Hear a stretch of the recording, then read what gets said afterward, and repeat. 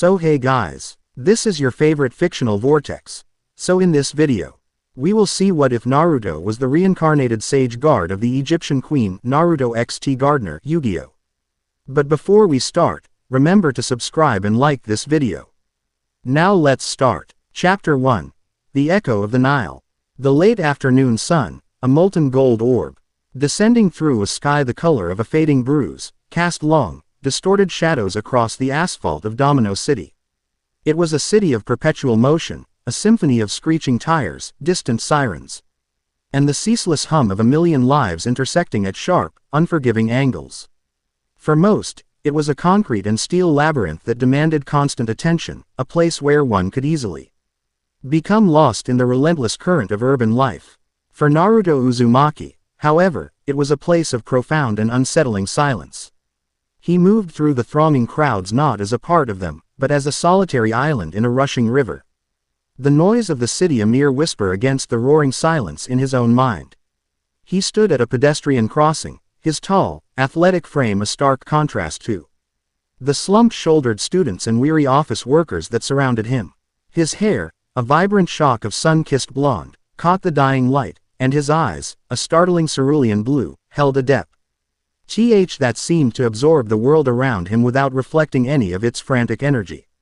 He was a paradox, a figure of vibrant life who seemed to carry the stillness of an ancient tomb within him. He wore the standard Domino High uniform, but on him, it looked less like a school uniform and more like a costume, a temporary disguise for something far older and more formidable. A cacophony of BPS and chimes signaled the changing of the traffic lights, and the human tide surged forward. Naruto moved with them, his gait fluid and economical, a predator's grace in the midst of a flock of pigeons. His senses were a razor's edge, dissecting the sensory overload of the city into a coherent tapestry of information. He could smell the cloying sweetness of a street vendor's crepes 2 blocks away, hear the nervous tick of a man's watch across the street, and feel the subtle shift in air pressure that heralded the arrival of the evening train in the subway station beneath his feet. These were not the normal senses of a teenage boy, but the honed instincts of a guardian, a watcher, a sentinel. And they were a constant, nagging reminder that he did not belong. His destination was a small, unassuming arcade tucked away in a side street, a place that smelled of ozone, stale popcorn, and teenage angst. It was a place he found himself drawn to, a nexus of youthful energy that was both alien and strangely comforting. He didn't come for the games, not really. He came to observe, to try and understand the rhythms of this new, bewildering world he found himself in. He had memories, of course, fragmented and elusive like shards of a broken mirror. He remembered the scorching heat of a relentless sun, the feel of sand under his feet, the scent of lotus blossoms on the night air, and Aloya. Ly so profound it was etched into the very fabric of his soul. But these memories were dreamlike, disconnected from the reality of his current life, a life that felt like a borrowed set of clothes that didn't quite fit. As he pushed open the glass door of the arcade, a wave of electronic noise washed over him. The flashing lights and chaotic sounds were a stark contrast to the quiet dignity of the world he remembered in his dreams. He saw Yugi Muto, a small, unassuming boy with a shock of tricolored hair, hunched over a duel monster's cabinet, his eyes wide with concentration. Yugi was one of the few people Naruto felt a strange kinship with. There was an old soul in that boy's eyes, a quiet strength that belied his timid demeanor. And then there was the golden object that hung around Yugi's neck, the Millennium Puzzle. Whenever Naruto was near it, the whispers in his mind grew louder, the fragmented memories more vivid. It was a key, he suspected, to a door he wasn't sure he was ready to open. Naruto, over here. He turned his head to see Gardner waving at him from a nearby dance machine. She was a vision of vibrant life, her brown hair tied back in a messy ponytail, her eyes sparkling with an infectious energy. She moved with a natural grace, her body flowing with the rhythm of the music in a way that was both captivating and strangely familiar. He had seen dancers before, in the fire-lit halls of a palace that existed only in his dreams, and Te's movements stirred a faint, melancholic echo in his memory. He gave her a small, almost imperceptible nod and made his way over, his presence parting the crowd with an unconscious authority. Taya finished her routine with a flourish, her laughter ringing out above the din of the arcade. You were 1,000 miles away just then, weren't you? She said, her voice slightly breathless. She had a way of looking at him, a directness that was both disarming and unnerving. It was as if she could see the ancient stillness behind his youthful facade. Something like that, he replied, his voice a low, smooth baritone that seemed at odds with his age. You're good. You have a natural rhythm. Tea's cheeks flushed with a faint pink. Thanks. It's my dream to be a professional dancer. I'm saving up to go to New York after graduation. Her dream. It was a concept that was both foreign and poignant to him. He had no dreams of his own. Only the fading echoes of a duty that was centuries old. He was a ship without a harbor, a sword without a master. You'll make it, he said, and the words were not just a casual encouragement, but a statement of fact. A prophecy delivered with an unshakable certainty. Tea's smile widened. I wish I had your confidence. You always seem so sure of everything. Before he could respond, a commotion near the entrance of the arcade drew their attention. A group of older, rougher-looking youths had cornered Joey Wheeler, Yugi's boisterous and fiercely loyal friend. They were a pack of jackals, their eyes glinting with a predatory hunger. Naruto's posture shifted, a subtle, almost imperceptible change, but the air around him seemed to crackle with a sudden, palpable tension. The sage guard, the ancient protector, stirred in the depths of his soul. Hey, Wheeler, I hear you've been winning a lot of rare cards lately, the leader of the group sneered, a hulking brute with a shaved head and a tattoo of a coiled serpent on his neck. Why don't you share the wealth? Joey, ever defiant, stood his ground. Get lost, you thugs. I won these cards fair and square. The leader's sneer widened into a cruel grin. We can do this the easy way, or we can do this the fun way. The fun way, Naruto knew, would involve a great deal of pain for Joey. He took a step forward, his movements silent and deliberate. Taya put a hand on his arm, her eyes wide with concern. Naruto, don't. There are too many of them. He looked at her, and for a fleeting moment, the ancient warrior in his eyes was replaced by something softer. Something that acknowledged her concern. Stay here, he said, his voice calm and steady. He didn't run, he didn't shout. He simply walked towards the unfolding confrontation, his presence a ripple in the fabric of the arcade's chaotic energy. The leader of the gang, his attention focused on Joey, didn't notice him until he was standing right beside him. Eve the young man said he's not interested, Naruto said, his voice still quiet, yet it cut through the noise of the arcade like a shard of glass. The thug turned, his eyes narrowing as he took in Naruto's lean frame. He was a good head taller than Naruto and easily twice as broad. And who the hell are you? His boyfriend. Naruto's expression didn't change. I'm the one telling you to walk away.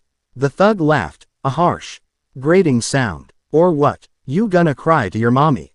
He shoved Naruto, a heavy, contemptuous push designed to send him sprawling.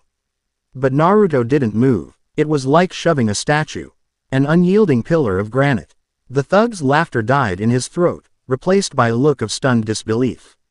Naruto's eyes, which had been a calm, placid blue, now seemed to smolder with an inner fire. He raised a hand, his fingers moving in a complex, intricate pattern that was both mesmerizing and deeply unsettling. A low, guttural word, a relic of a long-dead language, escaped his lips. It was a word of power, a word of command, and it resonated not in the ears of the thugs, but in the deepest, most primal part of their brains, the part that knew fear. The air around them grew thick and heavy, charged with an unseen energy. The lights in the arcade flickered, and the electronic music from the games seemed to warp and distort, becoming a discordant symphony of fear. The thugs, who moments before had been a picture of arrogant bravado, now looked around with wide, terrified eyes. They saw things in the shadows, fleeting, nightmarish shapes that slithered and crawled at the edges of their vision. The serpent tattoo on the leader's neck seemed to writhe, and he clawed at his skin, a strangled scream escaping his lips. Naruto had not laid a hand on them, yet they were caught in a waking nightmare. A prison of their own fear. He had not summoned monsters from the depths of the shadow realm, not yet. He had simply shown them the darkness that already existed within their own hearts, amplifying it, giving it form and substance. It was a subtle, almost elegant application of Heka, the ancient magic that was as much a part of him as his own blood. The thugs, their nerve completely broken, scrambled over each other in their haste to escape, their terrified whimpers a stark contrast to their earlier bravado. They fled into the street, disappearing into the gathering dusk. The arcade was silent for a moment, the normal cacophony of games and laughter replaced by a stunned quiet. Joey stared at Naruto, his mouth agape. Yugi and Tristan, who had rushed over, looked on with a mixture of awe and confusion. Taya was the first to speak, her voice a hushed whisper. What did you do? Naruto turned to her, the fire in his eyes receding, replaced once again by that ancient, placid calm. I convinced them to leave, he said simply. He knew it was an inadequate explanation, a gross understatement of what had just transpired.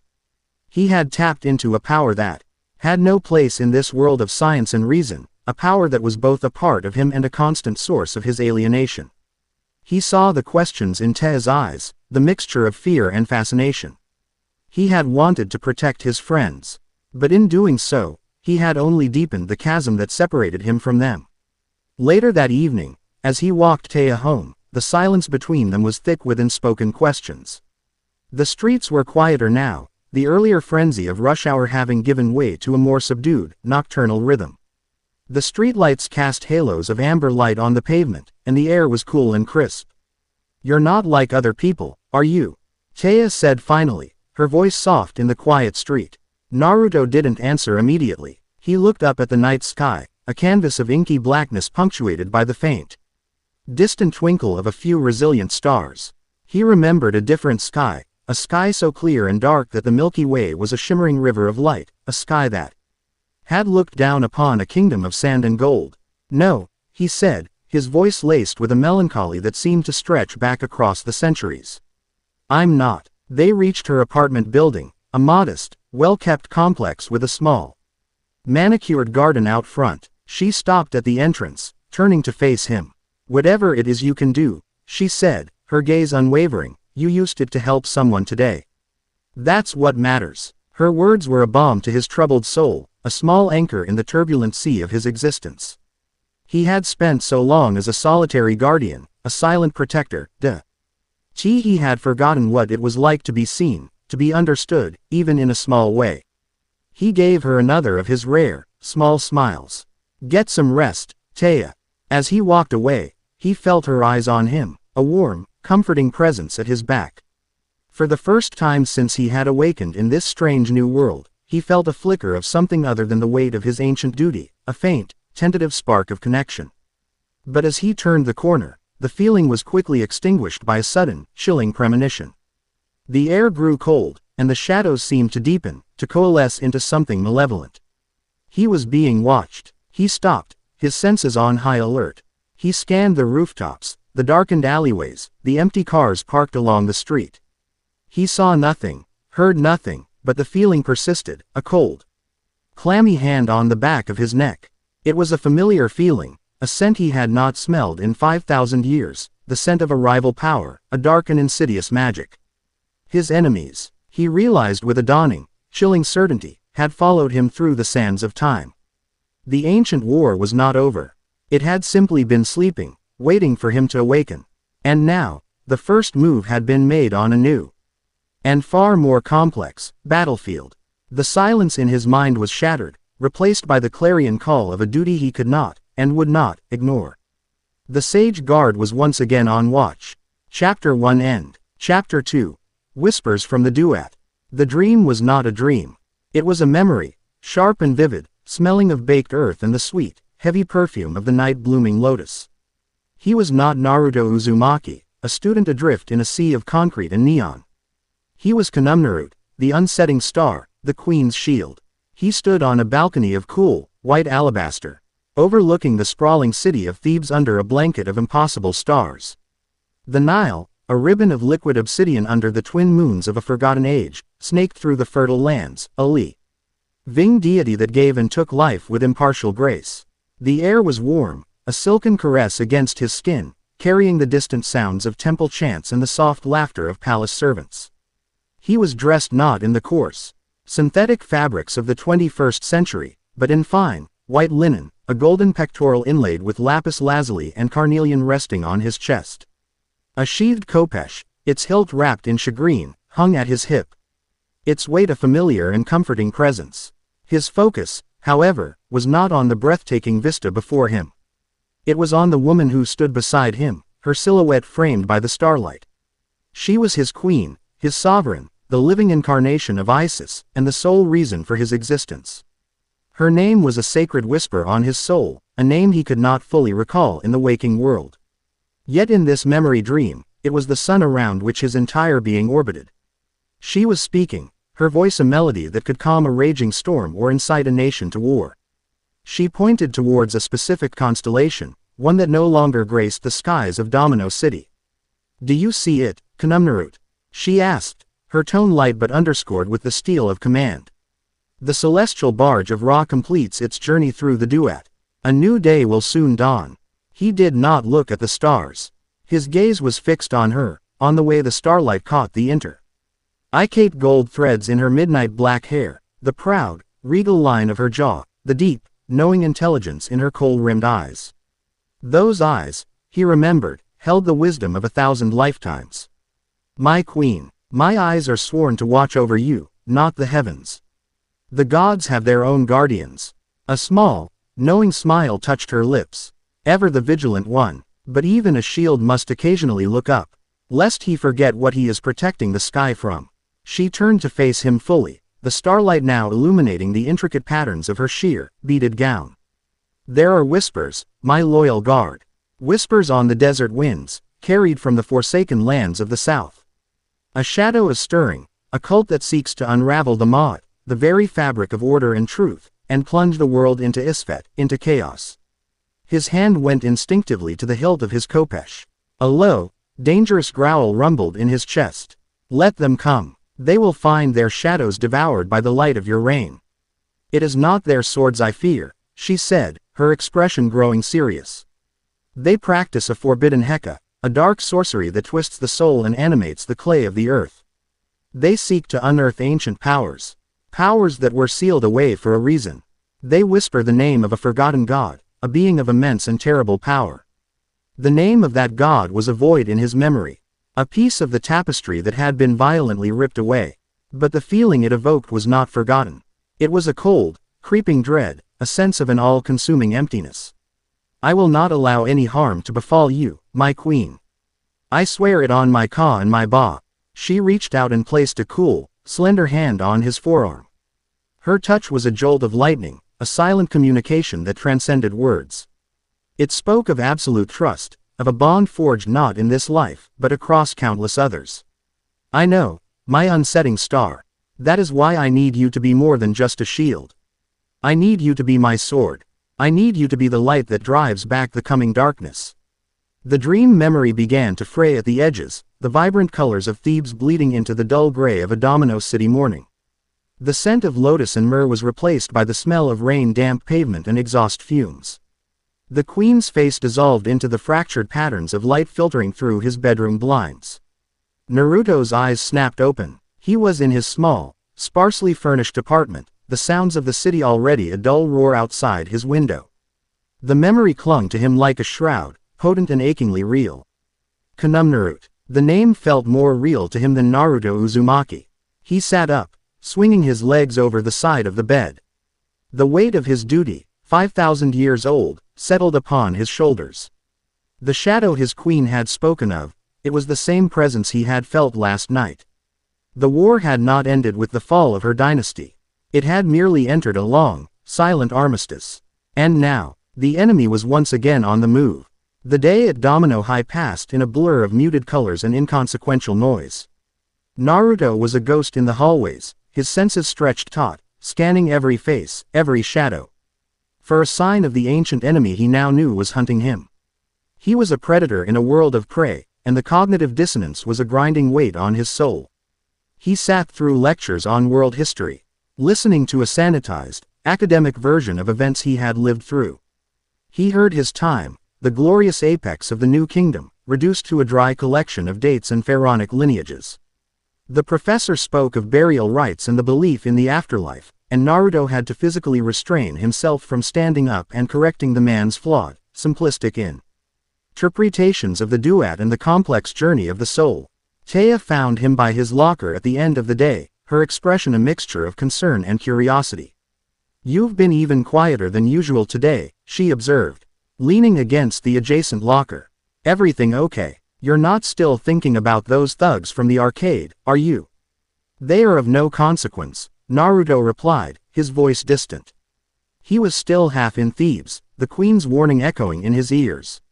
He looked at Taya, at her vibrant, modern energy, her dreams of dancing on a stage in a city that hadn't even existed in his time. She was a symbol of this new world, a world he was now tasked with protecting. The thought was both daunting and strangely grounding. "Right, you just waved your hand and gave them a group panic attack," she said. A hint of a smile playing on her lips. "Totally inconsequential," she sobered, her gaze intensifying. "I'm not going to pretend I understand what you did last night, Naruto. But I know it wasn't a trick. And I know you're not telling me everything. But, if you ever need to talk, I'm a pretty good listener." Her sincerity was a palpable force. It was a lifeline thrown to a drowning man.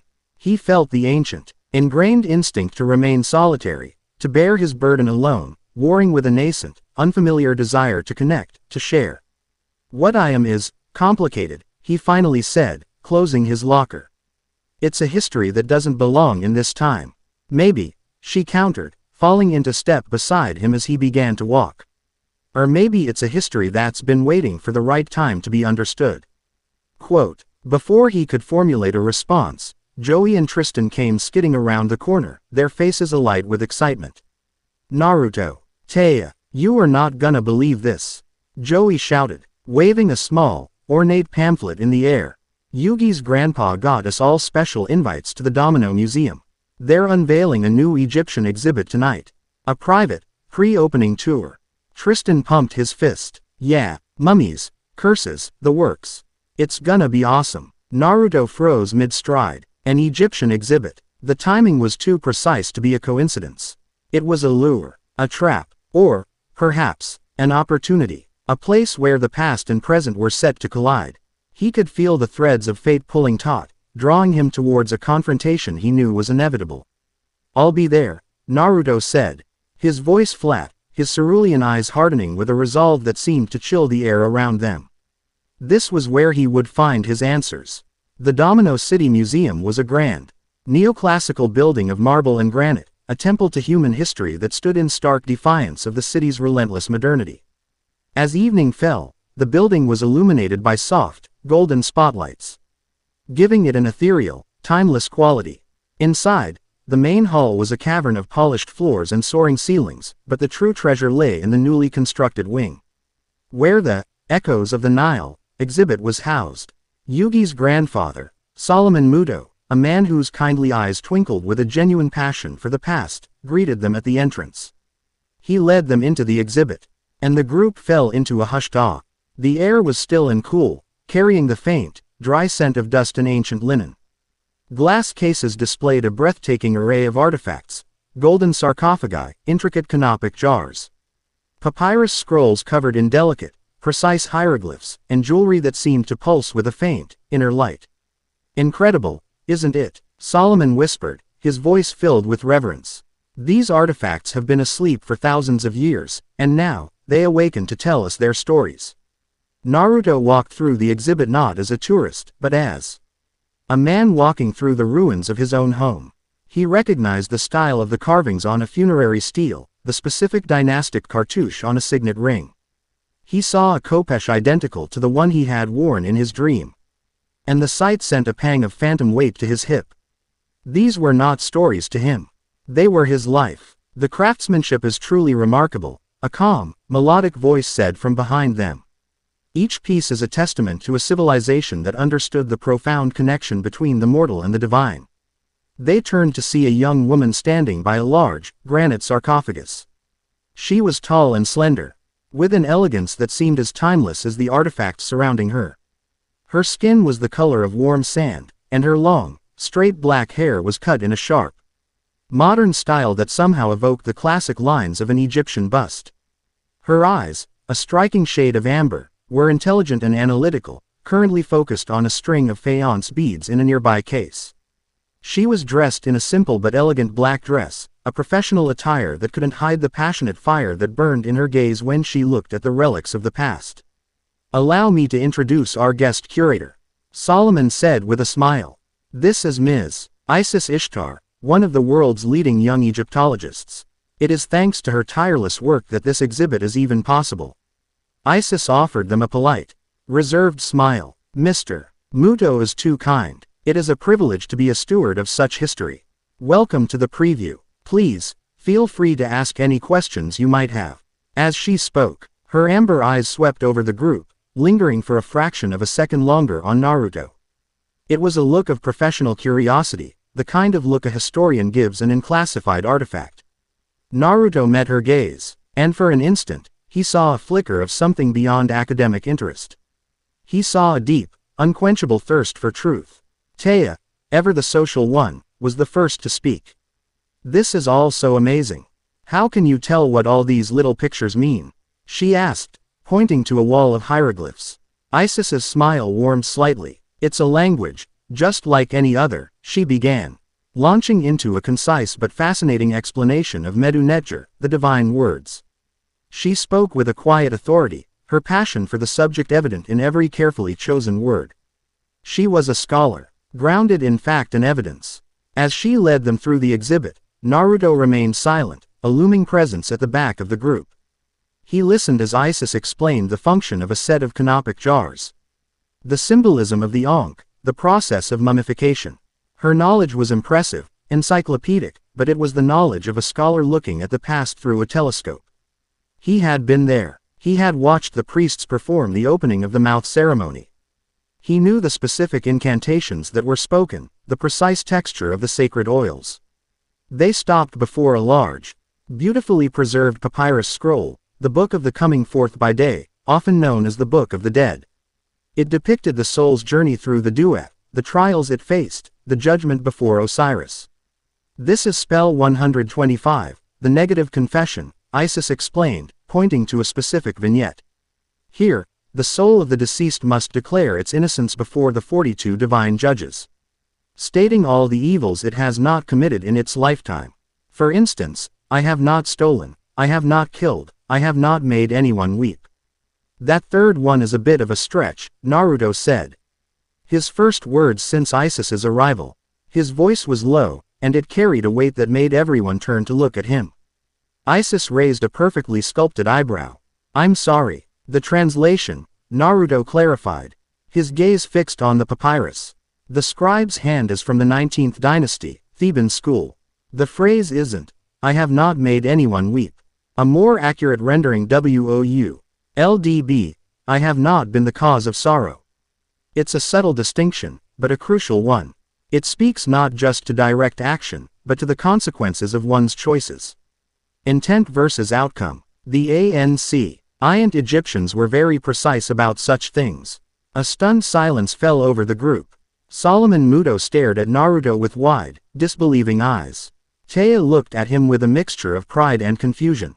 Isis's professional composure faltered for the first time. She stepped closer to the glass, her amber eyes scanning the hieroglyphs with a new intensity. She pulled a small penlight from her pocket, tracing the delicate lines of ink. "That's," she began, her voice barely a whisper. "That interpretation, it's a fringe theory, proposed by a single professor in Cairo 50 years ago. It was widely dismissed as being too philosophically abstract. But the grammar, the context of the surrounding spells, it could be correct." She looked up from the scroll, her eyes locking onto Naruto's. The academic curiosity was gone, replaced by a profound, unnerving bewilderment. "Where did you study?" "I didn't," Naruto replied simply. "I was there." The statement hung in the air, absurd, impossible, yet delivered with such absolute conviction that no one laughed. Before Isis could press him further, the lights in the exhibit flickered violently and then went out, plunging them into absolute darkness. Taya let out a small gasp and grabbed Naruto's arm. Yugi and the others cried out in alarm. A single spotlight suddenly flared to life, illuminating the grand sarcophagus in the center of the room. A man was standing beside it, a figure who had not been there moments before. He was tall and gaunt, dressed in dark, modern clothing that seemed to absorb the light around him. His skin was unnaturally pale, and his eyes glowed with a faint, malevolent green light. He held a simple, unadorned wooden staff in one hand. "Greetings, children of the modern age," the man said, his voice a dry, rasping whisper. Like sand skittering across a tombstone. "You have come to gaze upon the trinkets of a dead empire. But I am here for a living relic." His glowing green eyes fixed on Naruto. "Naruto, the unsetting star. You have been sleeping for a long, long time. My master sends his regards. He is most eager to resume our conversation." Naruto pushed Taya gently behind him, his body now a solid wall of protective muscle. The casual, slightly detached high school student was gone, replaced entirely by the sage guard. "Who is your master?" he demanded, his voice dropping to a dangerous, commanding tone. The man chuckled, a sound like grinding rocks. "He has many names. The Devourer of Souls, the Lord of Isfet. You knew him as the Serpent of the Black Sands. He has not forgotten the sting of your blade, nor the sealing words that bound him. The Serpent of the Black Sands." The name, unlike the one from his dream, pierced the veil of his memory. He remembered a dark sorcerer, a man who sought to overthrow his queen and plunge Egypt into an age of darkness. He remembered a titanic battle fought with swords and Heka, a battle that had cost him everything. "The exhibit is now closed," Naruto stated, his eyes narrowing. "Leave, now." "I think not," the sorcerer rasped. He tapped his staff on the floor. The hieroglyphs on the walls began to glow with the same sickly green light as his eyes. The air grew thick and cold, heavy with the stench of decay and stagnant water. "My master wishes to test the strength of his old jailer. Let us play a game. A true shadow game." He slammed the butt of his staff onto the lid of the sarcophagus. The heavy granite lid slid open with a deafening screech. Inside, it was not empty. A mummy, wrapped in stained and rotting linen, lay within. With a groan of ancient, dried ligaments, the mummy sat up, its empty eye sockets glowing with the same green fire. It climbed out of the sarcophagus, its movements stiff and unnatural. It was a guardian, an automaton of flesh and bone, animated by forbidden Heka. "A simple test," the sorcerer sneered. "Survive." Joey and Tristan, despite their fear, moved to stand with Naruto. "No way, man, we're not letting you fight a mummy alone," Joey declared. Naruto didn't turn. "Your courage is admirable, but it is misplaced. This is a battle you cannot fight. Stay back and protect the others." He stepped forward, his body sinking into a low, fluid fighting stance that was thousands of years old. He didn't have his khopesh, but his body was a weapon, honed by a lifetime of relentless training. The mummy shambled towards him, its desiccated hands reaching out like claws. It was surprisingly fast, lunging forward with a guttural roar. Naruto moved like a phantom. He sidestepped the mummy's clumsy attack, his hand striking out like a cobra. It was not a punch, but a precise, focused strike of Heka. His fingertips, glowing with a faint golden light, impacted the mummy's chest. It was not a physical blow, but a metaphysical one. He wasn't targeting its body, he was targeting the dark magic that animated it. The green light in the mummy's eyes flickered. A web of golden cracks appeared on its linen wrappings, spreading from the point of impact. The creature staggered back, confused. It had been ordered to fight a man of flesh, not one who could strike at its very essence. "Impressive," the sorcerer hissed from the shadows. "You still remember the old ways. But that was merely a puppet. Let's see how you handle something with a will of its own." He pointed his staff at a display case containing a set of 4 canopic jars. The glass shattered, and the 4 sculpted lids, the heads of a human, a baboon, a jackal, and a falcon, rose into the air, animated by the green energy. They flew towards Naruto, spectral apparitions with malevolent intent. The baboon-headed jar, representing Happy, let out a spectral shriek and tried to ensnare Naruto's legs in shadowy tendrils. The jackal-headed Duamutef, guardian of the stomach, lunged for his midsection. Naruto moved in a blur, a whirlwind of controlled, precise motion. He spun on the ball of his foot, dodging the tendrils, and caught the jackal head in a glowing hand. He spoke a single, sharp word of power, Bennu. A flash of golden fire erupted from his palm, and the spectral jackal dissolved with a piercing scream. He was fighting a war on 2 fronts. defending against a physical automaton and spectral entities, all while ensuring the safety of the terrified onlookers behind him. He could feel Te's fear, Isis's stunned disbelief, Yugi's strange, silent focus on the Millennium Puzzle that now glowed faintly around his neck. The sorcerer, seeing his minions being dispatched with contemptuous ease, decided to change tactics. Enough games, Guardian. Face the true power of the duat. He raised his staff, and the shadows in the room deepened, converging around him. They coalesced into a monstrous form, a giant, shadowy serpent with glowing green eyes. Its insubstantial body twisting and writhing in the darkness. It was a creature of Isfet, a being of pure chaos given form. The serpent lunged, its maw gaping wide enough to swallow a man whole. The temperature in the room plummeted, and a wave of pure despair washed over everyone, a psychic attack designed to paralyze them with fear. Naruto stood his ground. He closed his eyes for a brief second, his hands coming together in a complex seal. He was no longer just Naruto.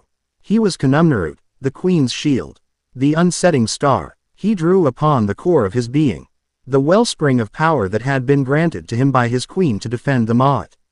You dare bring the chaos of Isfet into this sacred place? He roared, his voice no longer that of a teenager, but of an ancient, powerful warrior priest. You will be judged. He opened his eyes, and they were no longer blue. They were blazing pools of molten gold, radiating a power that was the absolute antithesis of the creature before him.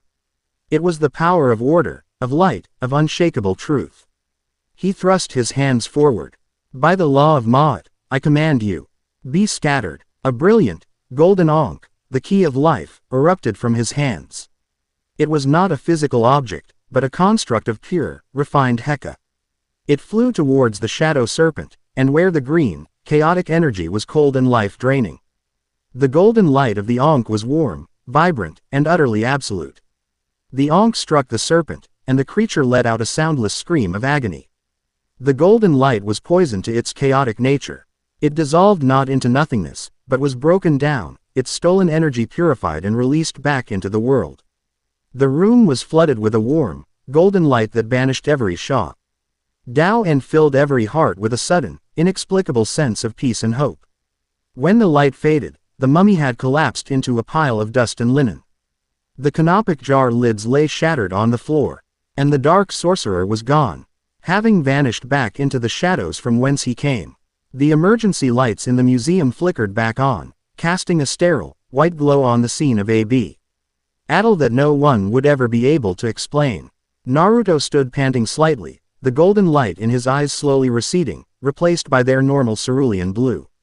The sheer expenditure of power had taken a toll. He turned to face his friends. Joey, Tristan, and Yugi were staring at him with undisguised awe. Te's face was a complex mask of fear, wonder, and a deep, empathetic concern. But it was Isis Ishtar's expression that held his attention. Her face was pale, her professional mask completely shattered. She was looking at him not as a boy, not even as a man, but as a living, breathing ECE of the history she had devoted her life to studying. He was an impossibility, a miracle, a direct contradiction to every scientific and archaeological principle she held dear. Her amber eyes were wide with a million questions, but also with a dawning reverence that was both unsettling and profoundly resonant with his long-forgotten past. In her eyes, for the first time in millennia, he saw a reflection of the man he used to be. The sage guard, the serpent of the black sands, he said, his voice low and grim, more to himself than to the others. He has returned. The war has begun anew. He knew now that his quiet life was over. The whispers from the duat had become a roar, and he was standing at the epicenter of a storm that had been brewing for 5,000 years. And this time, he was not just protecting a queen or a kingdom. He was protecting a world that did not even know it was in danger. Chapter 2 End. Chapter 3. The Geometry of Shadows. The silence that descended upon the exhibit hall was heavier and more profound than the darkness that had preceded it. It was a vacuum, filled with the phantom echoes of otherworldly screams and the ghost image of brilliant, impossible golden light. The sterile white of the emergency lighting was a harsh, unforgiving glare on the aftermath. It bleached the color from the faces of Yugi and his friends, transforming their awe into a stark, bone-deep shock.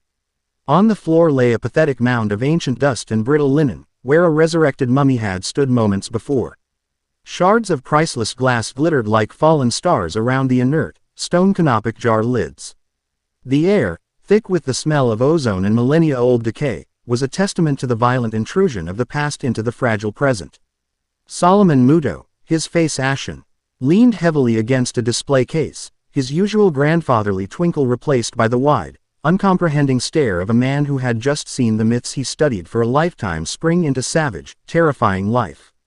Joey and Tristan, their earlier bravado having evaporated, stood frozen, their gazes locked on Naruto, their minds struggling to build a bridge between the quiet, aloof class mate they knew and the warrior priest who had just commanded the very essence of life to banish a creature of pure shadow.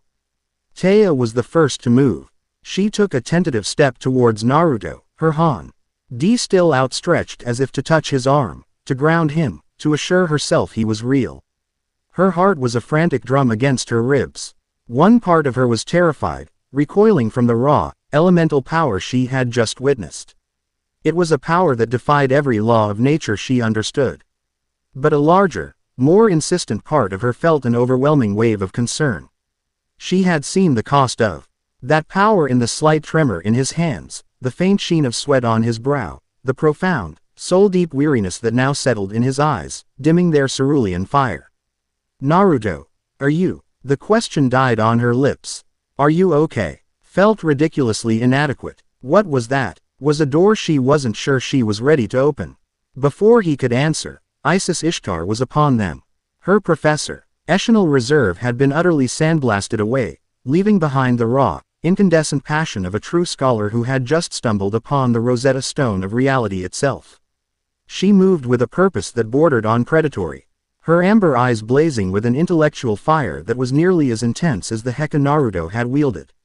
She stopped a respectful but firm distance from him, her gaze not on his face, but on his hands. As if she could still see the golden light clinging to his fingertips. Heka, she breathed, the word a reverent whisper. It wasn't a trick, it wasn't a light show. It was genuine Heka, the creative force the texts speak of. The magic that shaped the cosmos. You didn't just fight that thing. You unmade it. You imposed Maud upon Isfet. Her eyes shot up to meet his. And they were filled with a universe of questions. The negative confession. The Theban scribal dialect. The term, Kunumnarut. It's an obscure epithet for a royal guard, found only in a handful of damaged papyri from the reign of the last true native pharaohs. The unsetting star. It's you, isn't it? You're not a descendant. You're not a reincarnation in the metaphysical sense. You are him. Her mind, a finely honed instrument of logic and deduction, had processed the impossible data and arrived at the only, however insane, conclusion. She didn't sound accusatory. She sounded like a physicist who had just proven the existence of God. Naruto met her intense gaze, his own expression unreadable. He gave a single, almost imperceptible nod. The admission, silent and profound, sucked the remaining air from the room. It was one thing to see the impossible. It was another to have it confirmed. We need to leave, Naruto said, his voice quiet but firm, cutting through the stunned silence. He glanced towards the entrance of the exhibit hall. Security will be here soon. They will not understand what they see, and I have no desire to be a government science project. His pragmatism was a splash of cold water, shocking the others out of their stupor. He's right, Solomon Muto said, finding his voice.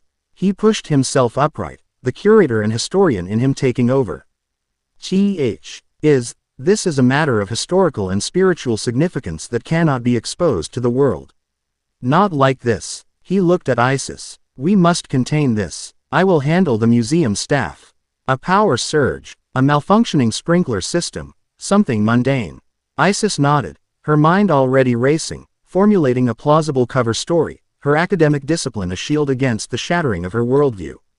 The damage is significant, but I can frame it as an unfortunate accident during the setup. I'll need your help, Mr. Muto. Her eyes flickered back to Naruto. But this conversation is not over. I have 1,000 more questions. 5,000 years worth, to be precise. Her tone made it clear this was not a request. Naruto turned to Taya, whose face was still pale with a mixture of conflicting emotions. He saw her fear, but beneath it, he saw the same unwavering loyalty and concern that had been there from the beginning. "I'll walk you home," he said softly. It was an offer of normalcy in the wake of the supernatural. A small gesture that spoke volumes. As they left the museum through a discreet service exit, the cool night air was a welcome relief. The city's ambient noise, the distant wail of a siren, the rumble of a passing train, felt strangely reassuring, a reminder that the world of men and machines was still, for the moment, intact. The walk to Tea's apartment was a silent one. But it was a comfortable silence, a shared space for processing the night's events. The chaotic energy of the battle had been replaced by a quiet, introspective atmosphere, the streetlights painting long, distorted stripes on the pavement before them. When they reached her building, under the soft glow of the porch light, Tea finally turned to him. "You don't have to tell me everything," she began, her voice barely above a whisper. "I don't think my brain could handle it right now. But that power you used, it felt ancient and lonely." Her perception was a surgeon's scalpel, cutting straight to the heart of his existence. He wasn't just a warrior. He was a relic, a sentinel out of time, and his power was a constant reminder of the world he had lost, the queen he had failed to protect beyond her mortal years. "It is," he admitted, his gaze drifting towards the sliver of moon visible between the city's tall buildings. "I was sworn to protect my queen. She was the living embodiment of Ma'at, the divine order. The magic I wield is a reflection of that order. It is a part of me, but it is also a burden. It isolates me. It doesn't have to," she said, taking a small, brave step closer. She reached out, not with the trepidation of before, but with a gentle certainty, and placed her hand on his forearm. Her touch was warm, human. "You're not just a guardian, Naruto. You're a person, and you're not alone. Not anymore." For the second time in as many days, her simple, heartfelt sincerity pierced the ancient armor around his soul. He looked down at her hand on his arm, then into her earnest, compassionate eyes. In this strange, new world, amidst a war he did not choose, he had found an unexpected ally. A friend, perhaps, something more. He gave her a small, genuine smile, a rare expression that lit up his face and made him look, for a fleeting moment, like the teenager he was supposed to be. "Thank you, Tea." As he walked away from her building, the warmth of their conversation lingered. But his senses remained on high alert. He was a soldier in enemy territory, and the first battle had only served to announce his presence. He took a circuitous route to his own apartment, weaving through back alleys and shadowy side streets, his movements silent and fluid. He was being followed. It wasn't the clumsy, malevolent presence of the dark sorcerer. This was something different, a subtle, almost imperceptible ripple in the city's energy. It was a skilled tracker, someone who knew how to blend into the urban landscape. He ducked into a darkened alleyway, pressing his back against the cold, damp brick. He slowed his breathing, closed his eyes, and extended his senses, not his physical ones, but the deeper, more profound awareness that Heka granted him. He felt the follower's presence, a flicker of confident, predatory energy about 50 yards back, concealed in the doorway of a closed pawn shop. Instead of confronting them, he decided to lead them. He wanted to know who they were, what they wanted. He moved again, his path seemingly random, leading them away from the residential areas and into the commercial district, a ghost city of shuttered storefronts and empty office buildings. He finally stopped in a small, deserted plaza, a concrete oasis with a dry fountain at its center. The moon cast a pale, silvery light on the scene, making the shadows sharp and black. "You can come out now," Naruto said, his voice calm and even, carrying easily across the empty square. "Your technique is impressive, but you are broadcasting your intentions like a lighthouse." A figure detached itself from the shadows of a large archway. It was a woman, and she moved with the lithe, confident grace of a jungle cat. As she stepped into the moonlight, Naruto's eyes narrowed. She was stunningly beautiful, with a cascade of long, lilac blonde hair that seemed to shimmer in the pale light. She wore a stylish, form-fitting black leather jacket, dark jeans, and high-heeled boots that should have been impractical for tailing someone, yet she had moved in them without making a sound. Her face was a study in confident arrogance, her full lips curved into a knowing, seductive smirk. Her eyes, a sharp, intelligent violet, raked over him, sizing him up not as a person, but as a puzzle, a prize. Well, well, she said, her voice a sultry, smoky alto. I was wondered when you'd get tired of our little tour of Domino's finest garbage alleys. A man of your talents, and you choose to live in such a drab little corner of the world. Naruto's expression remained neutral. I prefer the quiet. What do you want? She laughed, a low, throaty sound that was both mocking and alluring. Straight to business. I like that. No time for pleasantries. My name is my Valentine. And what I want is to know what you are. She began to circle him slowly, her movements fluid and deliberate, like a shark circling its prey. I was at the museum tonight. A private investor hired me to acquire a small, rather insignificant-looking necklace from the exhibit. But then the lights went out, and the real show began. Her eyes glinted with a mixture of avarice and excitement. I saw what you did. I don't know the fancy, ancient name for it, but I know power when I see it. And that, my mysterious friend, was power on a whole other level. The kind of power that can make a girl very, very rich. Or very, very safe. Quote, Naruto remained still, a pillar of calm at the center of her circling orbit. You think my power is for sale? Everything's for sale, handsome, she purred, stopping directly in front of him. Closing the distance until she was invading his personal space. She was shorter than him, but she tilted her head back, her violet eyes challenging his, projecting an aura of absolute confidence. It's just a matter of finding the right price. Information, money, protection, a little bit of fun. I'm a versatile businesswoman. So, tell me, who are you, really? And what other tricks can you do? She reached out a gloved hand, her index finger tracing a slow, deliberate line down the front of his jacket.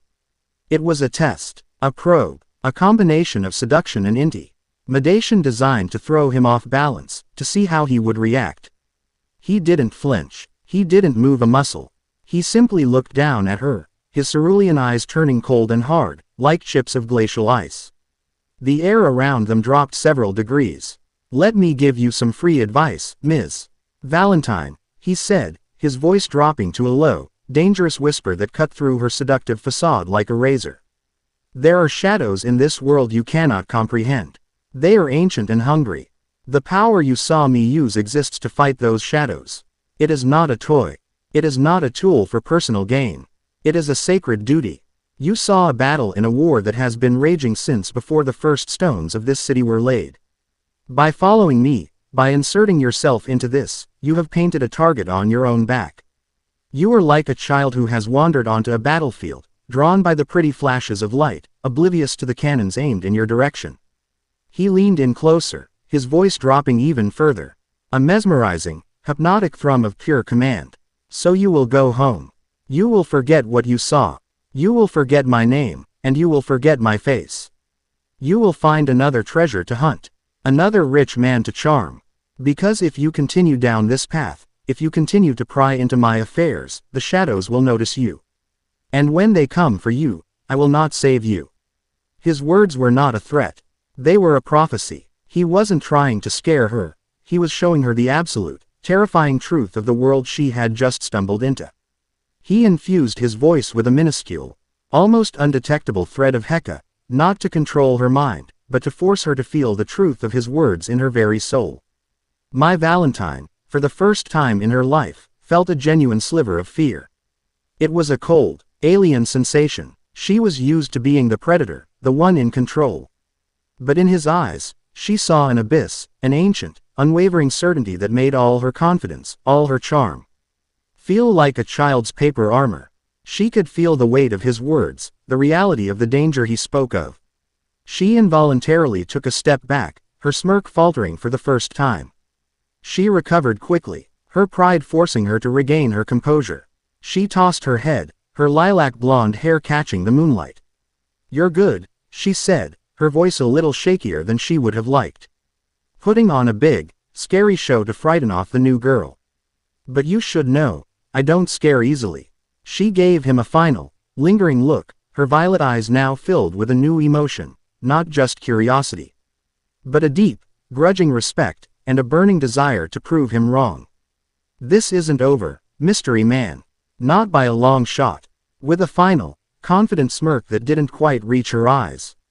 She turned and melted back into the shadows, her footsteps finally making a faint, retreating sound on the pavement.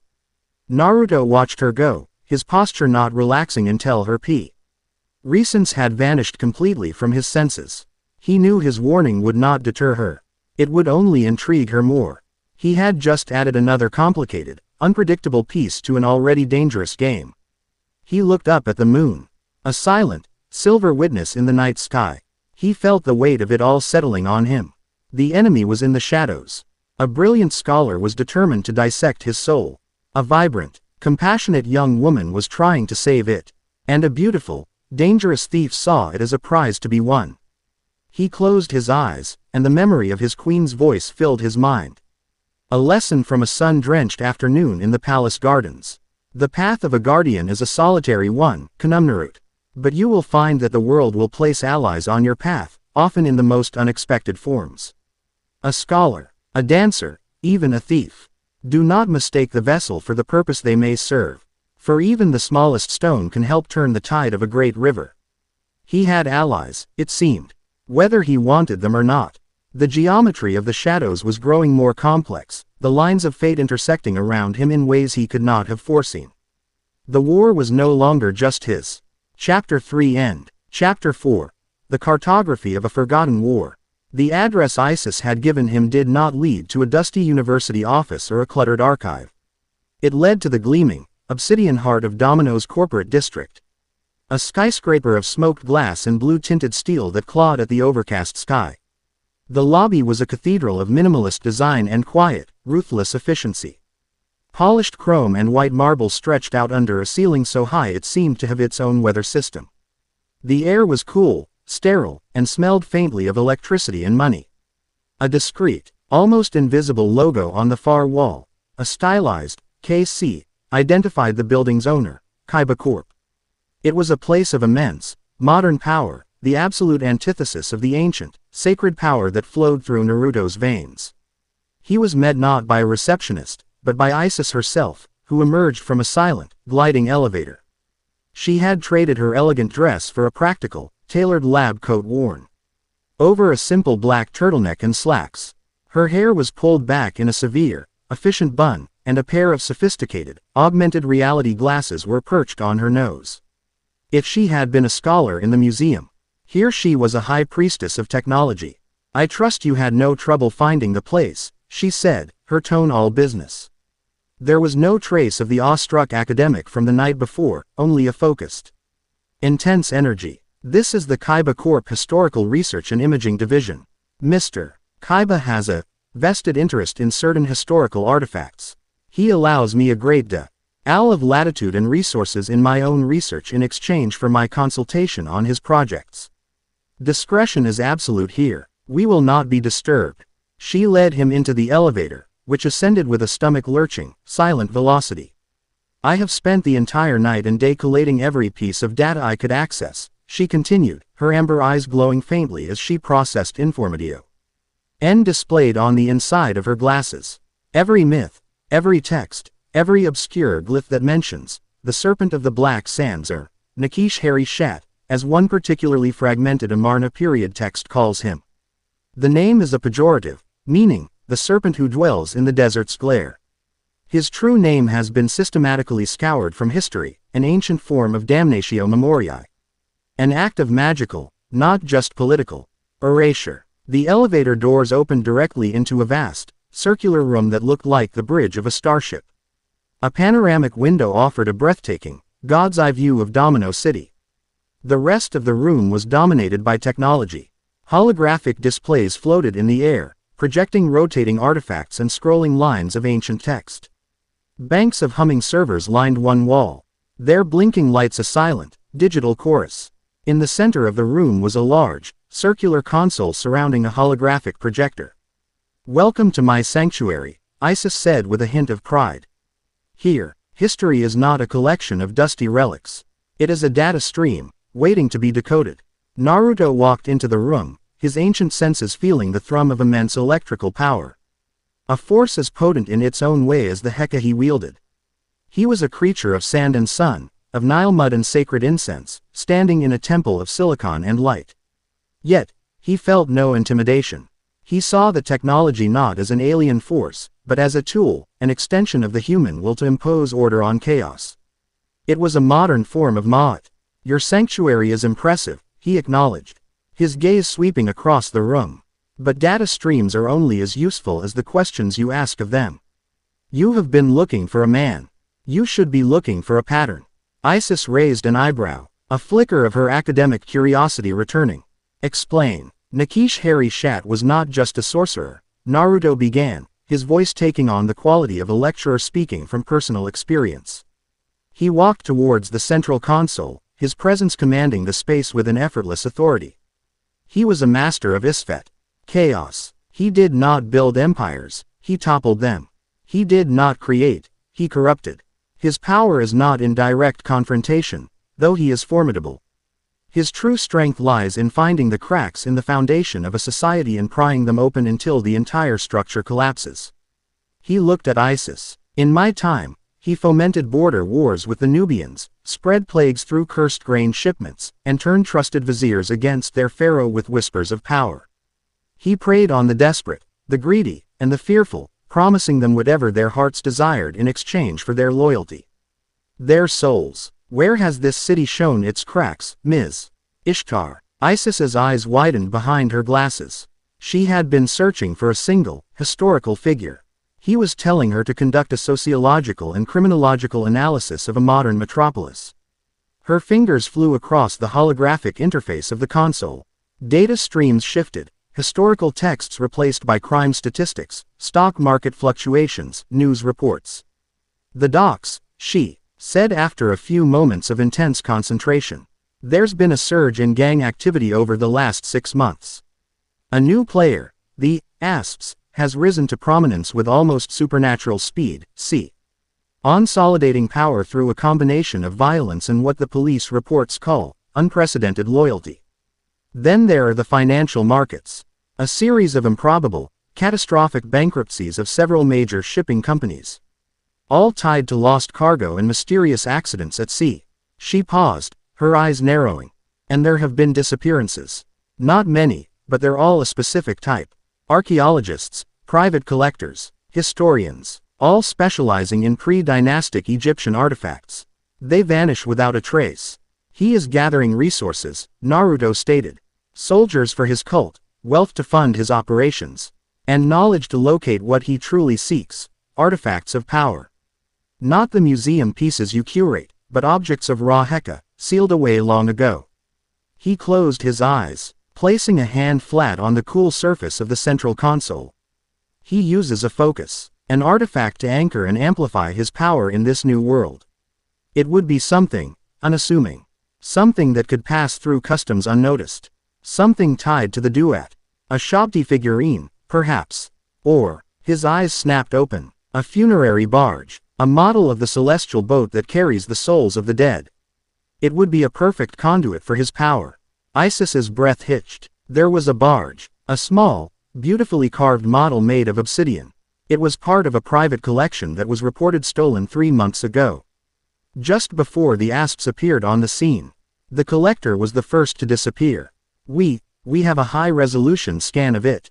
She manipulated the controls, and a 3-dimensional, holographic image of the obsidian barge shimmered into existence above the console. It was a masterpiece of ancient craftsmanship, its surface covered in microscopic, barely visible glyphs. Naruto leaned in, his eyes tracing the lines of power he could see woven into the object's design, lines invisible to the naked eye.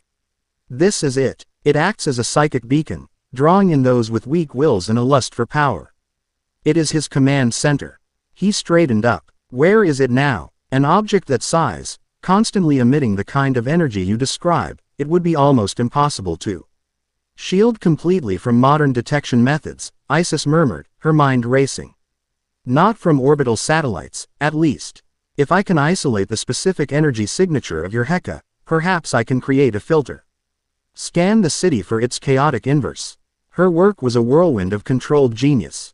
She took readings from Naruto's own ambient energy, a feat that caused her sensors to overload twice before she could calibrate them. She cross-referenced that with the energy patterns described in the papyrus of Ani and other occult texts, building a theoretical model of the Isfet radiation, de T. Nakish Hari Shat's activities would generate. It was a brilliant, intuitive fusion of ancient mysticism and quantum physics. Naruto watched her, a newfound respect dawning in his eyes. She was a warrior, in her own way. Her mind was her weapon. As Isis was absorbed in her work, Naruto's phone, a simple, functional device he still found alien and awkward, buzzed in his pocket. He glanced at the screen. It was Taya. He almost ignored it, his focus entirely on the hunt. But then he remembered her words, her touch, her unwavering belief in his humanity. He was not just a guardian. He was a person, and a person did not ignore their friends. He stepped away from the console and answered.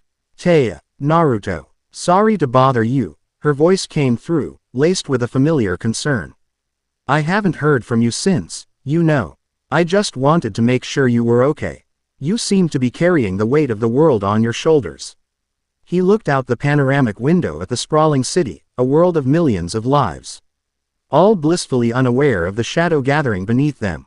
That's not far from the truth, he said, his voice softer than it had been all day. You don't have to carry it alone, she insisted gently. We're your friends. Let us help, or at least, let me bring you a coffee. You sound exhausted. He was exhausted. The constant vigilance, the weight of his memories, the train of suppressing his power in a world not built for it, it was a crushing burden. He looked at Isis, a whirlwind of intellectual fury, a brilliant but solitary mind. He looked at the holographic glyphs and the streams of cold data. And in that moment, he realized he needed more than just a brilliant strategist. He needed an anchor. He needed a reminder of what, precisely, he was fighting for. I am at the Kaiba Corp building downtown, he said, making a decision that was equal parts tactical and personal. Top floor. I will clear you with security. Can you come? There was a moment of surprised silence on the other end, then. I'm on my way. 45 minutes later, the elevator doors hissed open, and Taya stepped into the high-tech sanctuary. She was a splash of warm, vibrant color in the cool, sterile environment. She wore simple jeans and a pink sweater, and she was holding a tray with 2 large cups of coffee and a paper bag that smelled of fresh pastries. Her eyes went wide as she took in the scene. The holographic displays, the futuristic technology, and the intense focus of the 2 figures at the center of it all. She looked from the brilliant, intimidating scholar to Naruto, the ancient warrior standing amidst it all, and her heart ached with a sudden, fierce protectiveness. Wow, she breathed. This is a little more intense than the school library. Isis looked up, momentarily distracted. Her analytical gaze swept over Taya, cataloging her as a civilian, an anomaly in her controlled environment. Naruto, a moment of your time, please, she said, her tone clipped, ignoring Taya completely. The scan is ready, but I need a baseline of pure mod to calibrate the final filter. I need you to project. Just a small amount. Naruto nodded. He turned to Taya. It's all right, he said reassuringly. He then closed his eyes and held his hand out, palm up. For a brief moment, a soft, golden light, warm and gentle as the first ray of dawn, coalesced in his palm. It didn't blaze or threaten, it simply was. It was the light of order, of life, of hope. Taya stared, mesmerized. It was the same light from the museum, but without the fury of battle. It was beautiful, and it felt peaceful. It was the essence of who Naruto was, beneath the warrior and the guardian. Isis, however, was watching her monitors. Incredible, she whispered. The energy is perfectly symmetrical, 0 entropy. It's perfect. Calibrating now. She made a final adjustment. Initiating city-wide scan for the inverse signature. This may take a few minutes.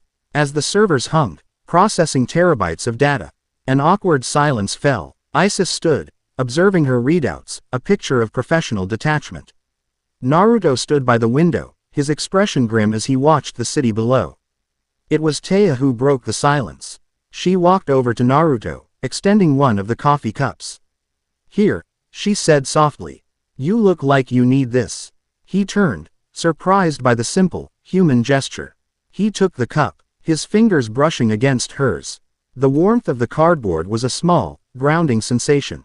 Thank you. I don't understand half of what's happening here, Taya admitted, looking at the swirling holograms.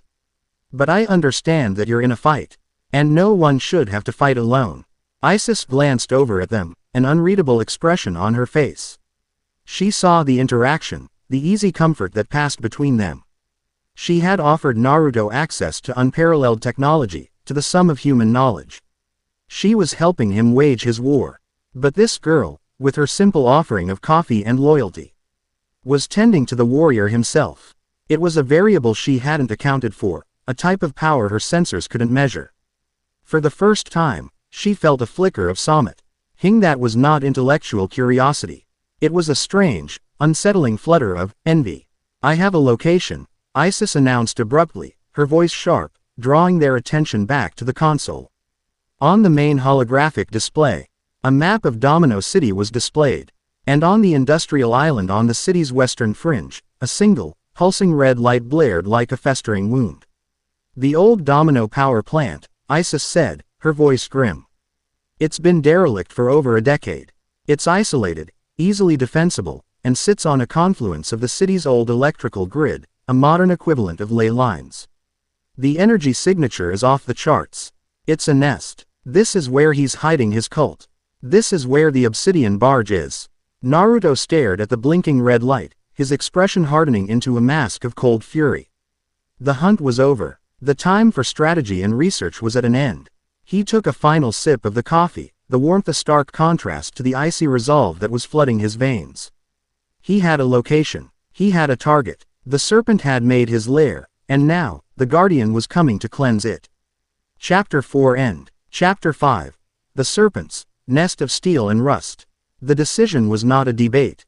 It was a declaration. Naruto stood before the holographic map, the pulsing red light of the derelict power plant reflected in his unblinking cerulean eyes.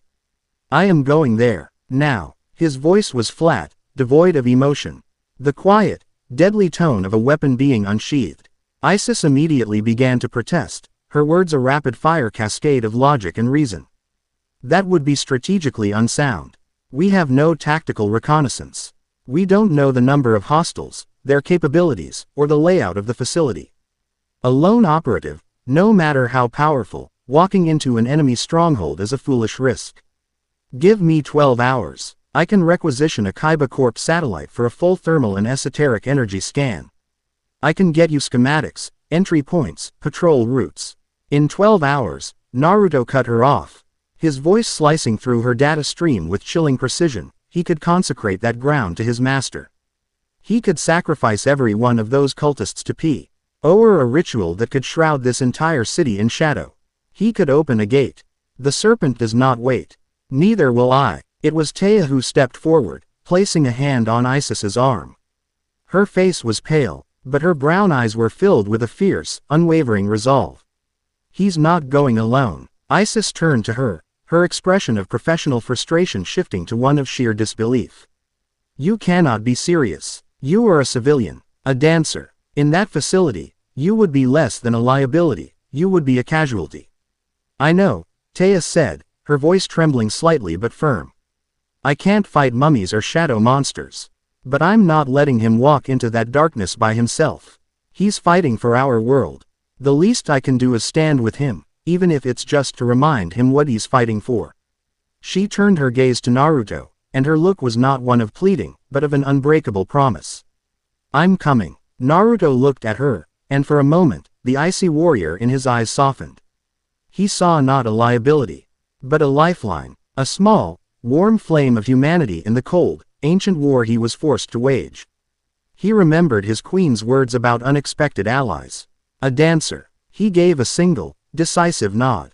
She will be with me. She will be safe. It was not a promise, it was a statement of absolute fact. Isis stared at them both, her logical, ordered mind struggling to compute the variable of irrational, heartfelt loyalty. She saw that she could not win this argument. With a sigh of frustration, she adjusted her glasses, her demeanor shifting back to tactical efficiency. Fine, I cannot stop you, but I can support you. I will be your eye in the sky, your voice in the dark. She tapped a small, almost invisible earpiece that Naruto was already wearing. This is a direct, Encrypted link to my console. I will monitor everything I can from here and feed you real-time intelligence. A black, unmarked Kaiba Corp sedan is waiting for you in the basement garage. It will get you there faster and more discreetly than a taxi. Her amber eyes met Naruto's. Do not get yourself killed, Guardian. My research has only just begun. The journey to the industrial island was a descent through the layers of the city. They left the gleaming spires of the corporate district, a testament to human ambition and order, and plunged into the grimy, neglected underbelly of Domino. The gleaming towers gave way to squat, utilitarian apartment blocks, then to crumbling brick warehouses spray-painted with the graffiti of forgotten gangs. The air itself seemed to change, the crisp, filter-ed air of the city center replaced by a humid, brackish miasma that smelled of salt, rust, and industrial decay. The unmarked sedan, a silent, black predator, ate up the miles, its tinted windows reflecting a world that was slowly dying. Taya sat beside Naruto, her hands clenched in her lap. The silence in the car was thick with unspoken tension. She could feel the change in him. The quiet, aloof boy she knew from school was gone, stripped away to reveal the ancient, focused warrior beneath. He was utterly still, his posture relaxed but radiating a coiled, predatory energy. He wasn't looking at the decaying scenery. He was looking through it, his senses already at the battlefield, mapping the shadows, tasting the corruption on the wind. The power plant rose from the flat, marshy island like the corpse of a metal titan. Its twin smokestacks were two broken fingers pointing accusingly at the perpetually gray sky.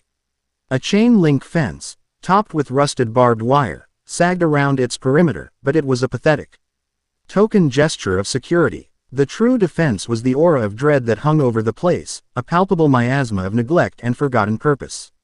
Naruto had the driver stop a quarter-mile away, in the shadow of a crumbling overpass. The moment they stepped out of the car, the feeling hit them. It was a low, psychic hum, a discordant note in the symphony of reality that did the hairs on Tea's arms stand on end and the fillings in her teeth ache. It was the background radiation of Isfet, of chaos made manifest. Stay close, Naruto commanded, his voice a low whisper. Do not touch anything, and do not, under any circumstances, leave my side. They approached the fence. Naruto placed a hand on one of the metal posts, and with a soft, sizzling sound, the rusted metal warped and bent, creating an opening large enough to step through without a sound. He moved through the overgrown grounds with a supernatural grace, his feet making no sound on the gravel and broken concrete. Taya followed, her heart pounding a frantic rhythm against her ribs, trying to match his silence, feeling clumsy and loud in comparison. The air was heavy and still, thick with the smell of damp earth, decaying metal. And something else, a faint, cloyingly sweet scent like rotting flowers. Isis, are you there? Naruto whispered, his voice inaudible to anyone but the calm in his ear. Loud and clear, Isis's voice, crisp and disembodied, echoed in his mind. I'm patching into the city's old infrastructure schematics. The building is a labyrinth, but the main turbine hall, the largest open space, and the most likely place for a ritual, is in the center. I'm highlighting the most direct route on your retinal display. Naruto blinked as a faint, golden line was superimposed over his vision. A glowing pathway through the derelict maze. He didn't have a retinal display. Isis, with her genius, had found a way to interface her technology directly with his Heka. He followed the path, adding Taya through a landscape of industrial ruin. They passed colossal, silent transformers that looked like sleeping metal beasts, and walked under a web of thick, severed cables that swayed in the breeze like dead vines. As they reached a side entrance, a heavy steel door that was slightly ajar, Naruto paused.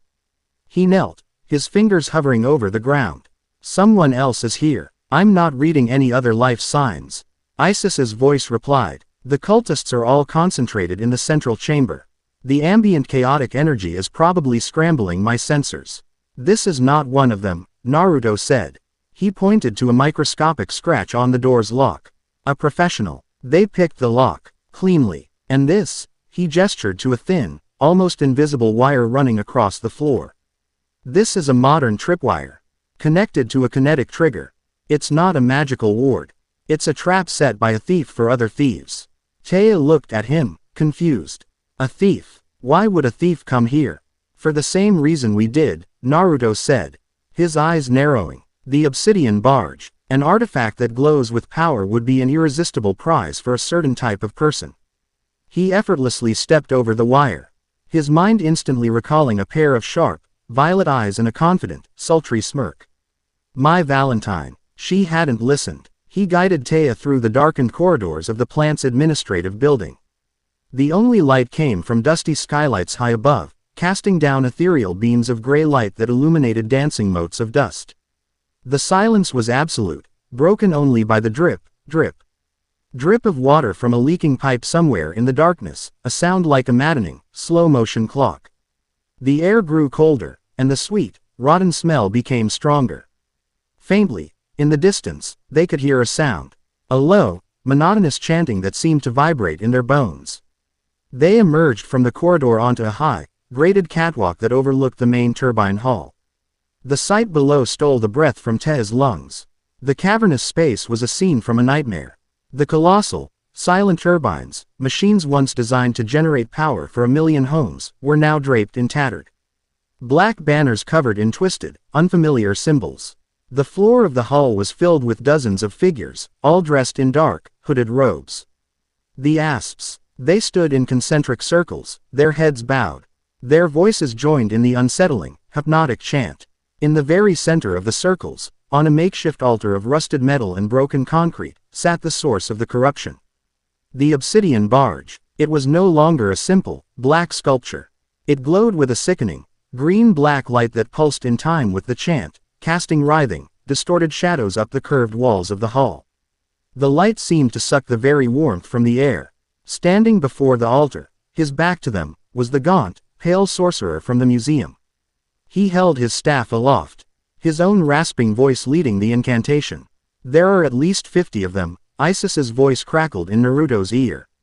And the energy readings from that barge, it's like a miniature black hole, feeding on the bioenergy of the cultists and converting it into pure Isfet. Naruto, this is beyond a simple summoning. He's trying to permanently weaken the veil between worlds in this location. Before Naruto could formulate a plan, a flicker of movement in the high steel rafters above the turbine hall caught his eye. A dark shape, moving with athletic grace, was creeping along a girder directly above the altar. She was dressed in a black catsuit that blended perfectly with the shadows, a harness of professional-grade climbing gear strapped to her body. She was looking down at the barge, not with fear, but with the covetous glee of a dragon spotting a new piece of treasure for her hoard. The fool, Naruto breathed. As if on cue, Mai made her move. She attached a line to the girder and rappelled down, silent as a spider, positioning herself 20 feet above the altar. She clearly had a plan to snatch the artifact and ascend before anyone could react. She reached into a pouch on her belt and pulled out a small, metallic object. She never got to use it. The moment she entered the 20-foot radius of the barge, the green-black aura around it flared violently. A wave of pure chaotic energy erupted outwards. It wasn't a physical force, but a psychic one. Mai screamed, a sharp, piercing sound that cut through the chanting, as her mind was assaulted by 1,000 whispers of fear and madness. The psychic backlash fried her equipment. The pulley on her rappel line sparked and seized. She was left dangling helplessly in the air, a perfect target, her confident smirk replaced by a mask of terror. The chanting stopped. Every hooded head in the hall snapped up. The sorcerer turned, a cruel, triumphant smile spreading across his pale face. "A thief," he hissed, his voice amplified by the hall's acoustics. Drawn to the power like a moth to a poisoned flame. How delightful. The master is always pleased with an unexpected offering. He raised his staff, and a tendril of green-black energy snaked towards the helpless Mai. "Taya, get behind that generator," Naruto commanded, his voice dropping to a deadly calm. "Do not move, and do not make a sound until I come for you." Taya didn't hesitate. She scrambled behind the massive metal housing, her heart hammering against her ribs. Naruto didn't wait. He vaulted over the catwalk railing, dropping 30 feet to the concrete floor below. He landed in a silent crouch, the impact absorbed by his perfectly controlled body. Every cultist in the room turned towards him, their faces now visible in the eerie green light. Their eyes were blank, milky white. their expressions utterly devoid of reason or fear. They were no longer human. They were puppets, their strings pulled by the dark energy of the barge. Conumnarut, the sorcerer sneered, his attention shifting from my to the true prize. You have saved me the trouble of hunting you down. You have walked willingly into your own tomb. He gestured with his staff. Destroy him. The cultists moved as one, a silent, swarming tide of black robes.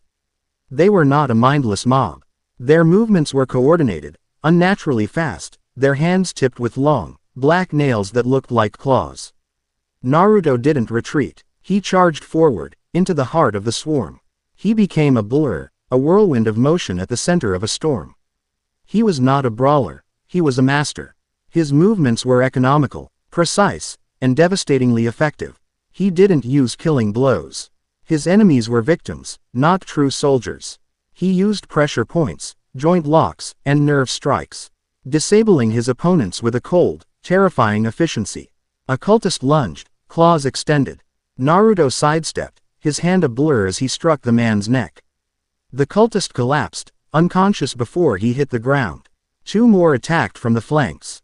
Naruto spun, his legs sweeping out, taking them both down at the knees. They crumpled with silent, snapping sounds. He flowed through them, an unstoppable force of nature. He was a river parting the rocks, a hawk stooping into a flock of crows. But they were relentless, and they felt no pain. A cultist he had thrown into a pillar simply rose again, a broken arm hanging uselessly at his side, and charged once more. They were powered by the barge, their bodies mere vessels for the chaotic energy that animated them. Isis, the barge, it's regenerating them. Naruto grunted, backhanding a cultist with a crack of displaced air. I see it, her voice replied, laced with frantic energy.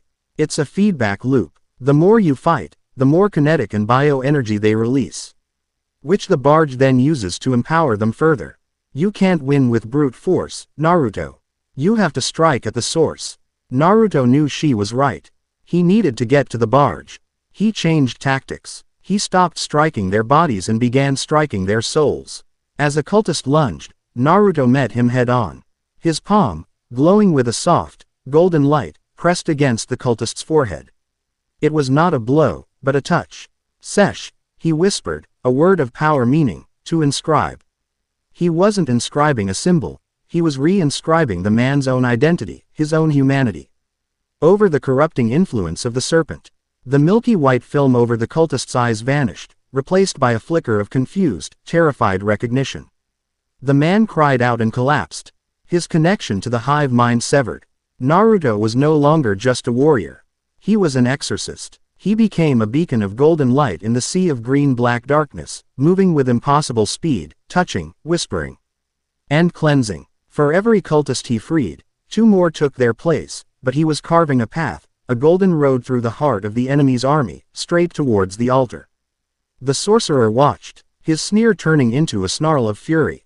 Insolent priest, you think your pathetic light can stand against the eternal hunger of the void? He raised his staff and slammed it onto the ground. The floor around Naruto erupted, and four large, shadowy serpents, made of pure Isfed energy, rose from the concrete, their green eyes burning with malice. Naruto didn't stop. He leapt over the snapping jaws of one serpent, ran up the back of another, and kicked off its head, using it as a springboard to launch himself directly at the altar. He was airborne, a golden comet aimed at the heart of the corruption. It ends now, servant of the serpent. He roared, his hands clasped together, blazing with a light so bright it outshone the sickly green of the barge. He brought his hands down like a hammer. Not on the sorcerer, but on the obsidian artifact. By the power of Ra and the law of Ma'at, I declare you anathema.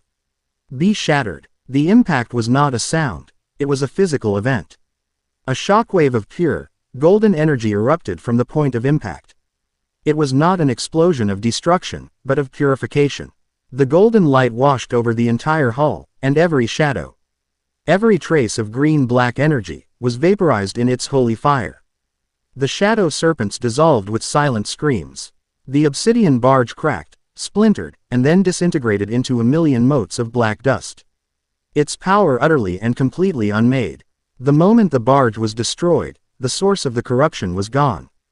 Every remaining cultist in the room collapsed as if their strings had been cut. The animating chaos within them vanished, leaving only dazed, confused, and broken men. The sorcerer shrieked in rage and pain as the backlash of his own severed magic washed over him. He glared at Naruto with pure hatred. This changes nothing, Guardian. The master is already here. He wears a human face. He walks among you. With a final, guttural curse, he dissolved into a cloud of black dust and shadow, which was then scattered by the last vestiges of Naruto's golden light. Silence. The turbine hall was still, littered with the unconscious bodies of the cultists. The oppressive, corrupting energy was gone, replaced by a clean, neutral emptiness. High above, my Valentine still dangled from her rope, staring down at the scene with wide, disbelieving violet eyes. Her arrogance, her confidence, her entire worldview had just been shattered into a million pieces. Naruto landed lightly on the floor, breathing heavily, the golden aura around him slowly fading. He ignored the groaning cultists. His first and only thought was for Taya. He turned and walked directly to the generator she was hiding behind. "It's over," he said softly. Taya peeked out, her face pale, her eyes wide with a mixture of terror and absolute awe. She had seen him fight in the museum, but this was different. She had seen him become a force of nature, a divine judgment in the flesh. She ran to him, not with fear, but with an overwhelming flood of relief, and threw her arms around him, burying her face in his chest. "I was so scared," she mumbled. He hesitated for a second, the unfamiliar sensation of a hug registering with his ancient warrior's mind. Then he slowly, tentatively, raised a hand and placed it on her back, a gesture of comfort that was both awkward and deeply sincere. It was this scene that my Valentine looked down upon. She had just witnessed a one-man holy war, a battle straight out of the darkest mythology. And the victor's first act was not to gloat, not to claim a prize, but to comfort a friend. It was a contradiction her cynical, self-serving mind could barely process. "Naruto," Isis's voice, strained and urgent, crackled in his ear, breaking the moment. The energy backlash, the barge's destruction was incomplete. It didn't dissipate. The isfed energy, all of it, it had to go somewhere. It was like a bolt of lightning seeking a ground.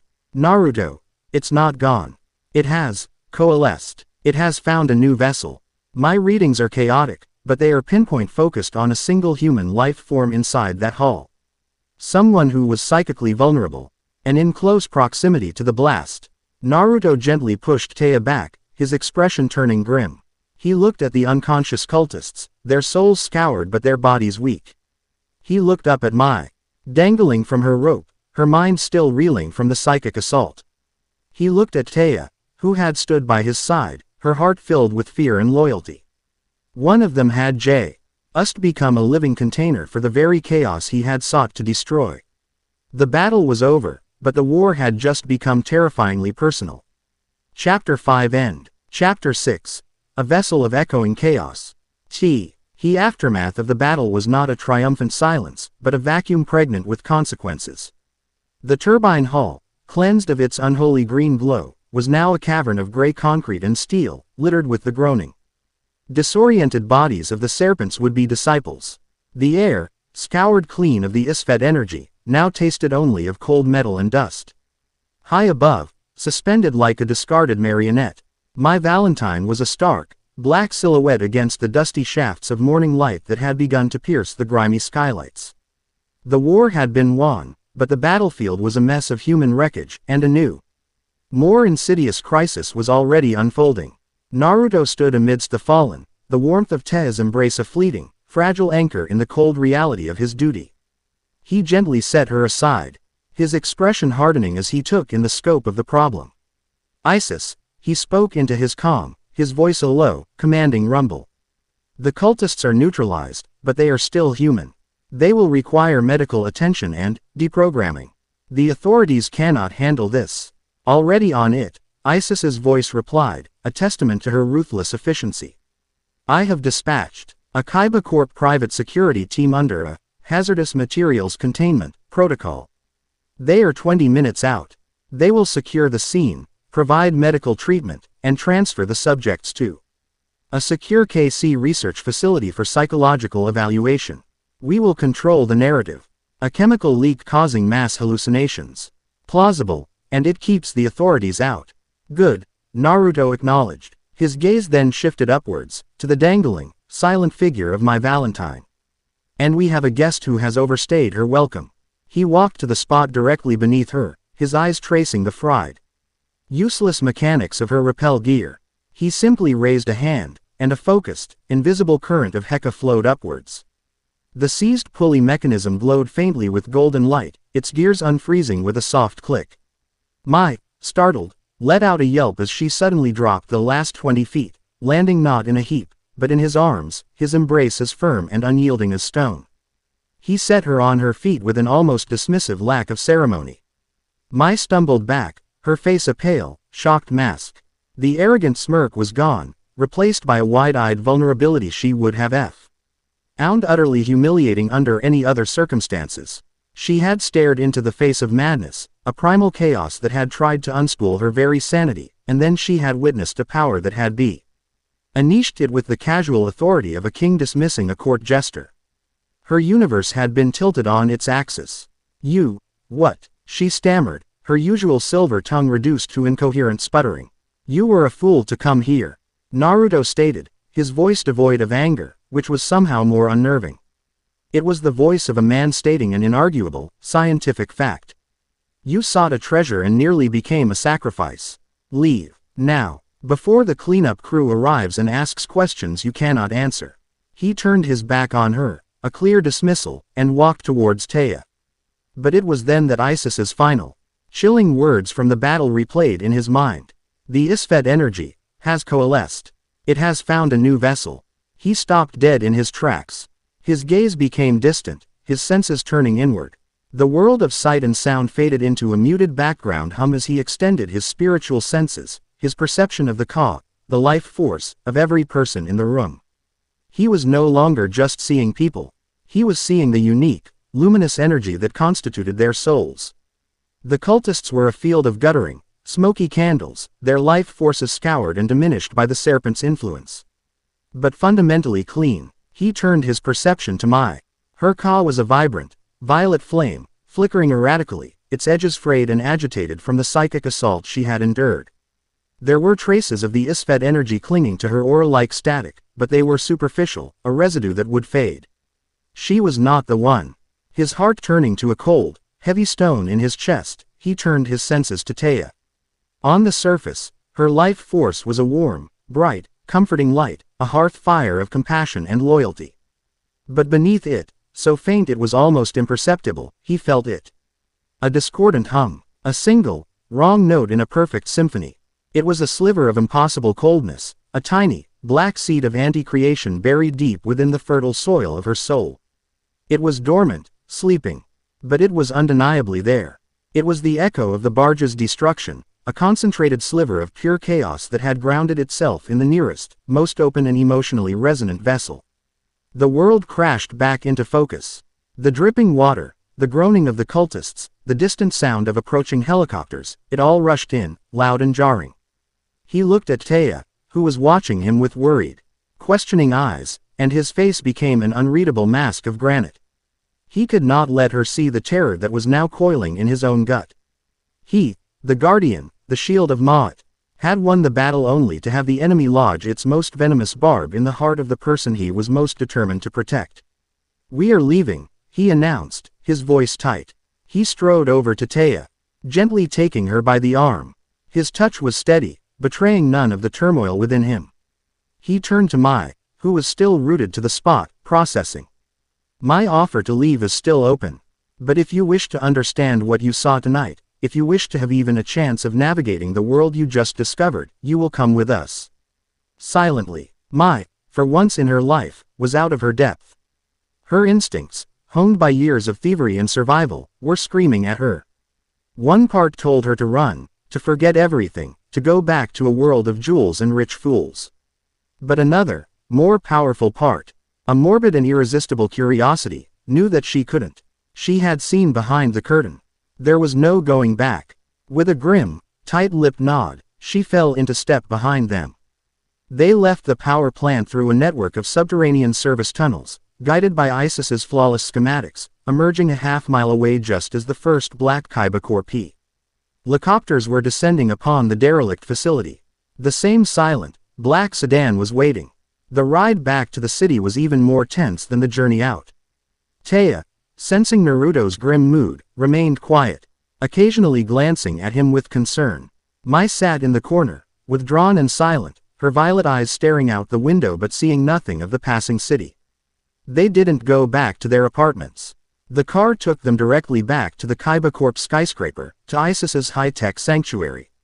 The moment they stepped out of the elevator, Isis was there, her face etched with a clinical worry.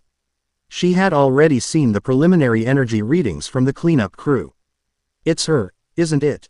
Isis said, her voice low, her amber eyes fixed on the unsuspecting Taya.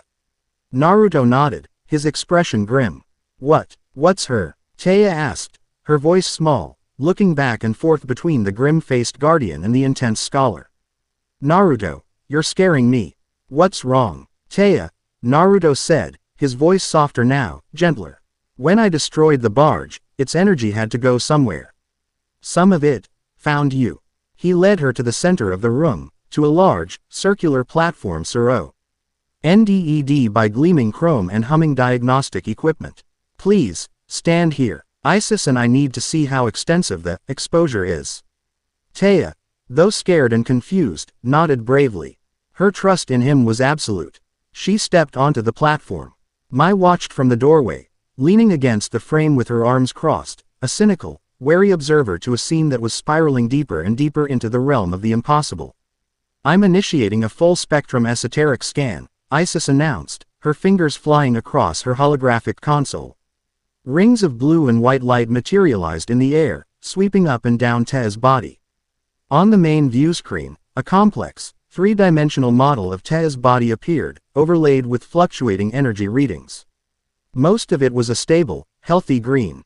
But at the center of her chest, at the location of her heart, was a pulsing, jagged knot of incomprehensible, violent red data. "The readings are paradoxical," Isis muttered, pushing her glasses up her nose. "It's emitting energy on a dozen different quantum frequencies, all of them chaotic and contradictory. It's not a biological entity. It's not a radiological contaminant. It's a wound in the fabric of space-time, contained within a human host. My God, the laws of thermodynamics are breaking down in a 3-foot radius around her." Her technology, the pinnacle of human achievement, could only describe the problem. It was utterly incapable of understanding it. Taya swayed on the platform, a hand going to her chest. "I feel cold and tired, and there's a whisper. Like 1,000 people all whispering at once. But I can't understand the words." "That's enough," Naruto commanded. "Shut it down, Isis." Isis complied, and the rings of light vanished. Naruto walked onto the platform, standing before Taya. He looked into her frightened eyes, and his own were filled with a profound, ancient sorrow. "Isis's machines can only see the storm. I must look at the seed." He placed his hands gently on her shoulders.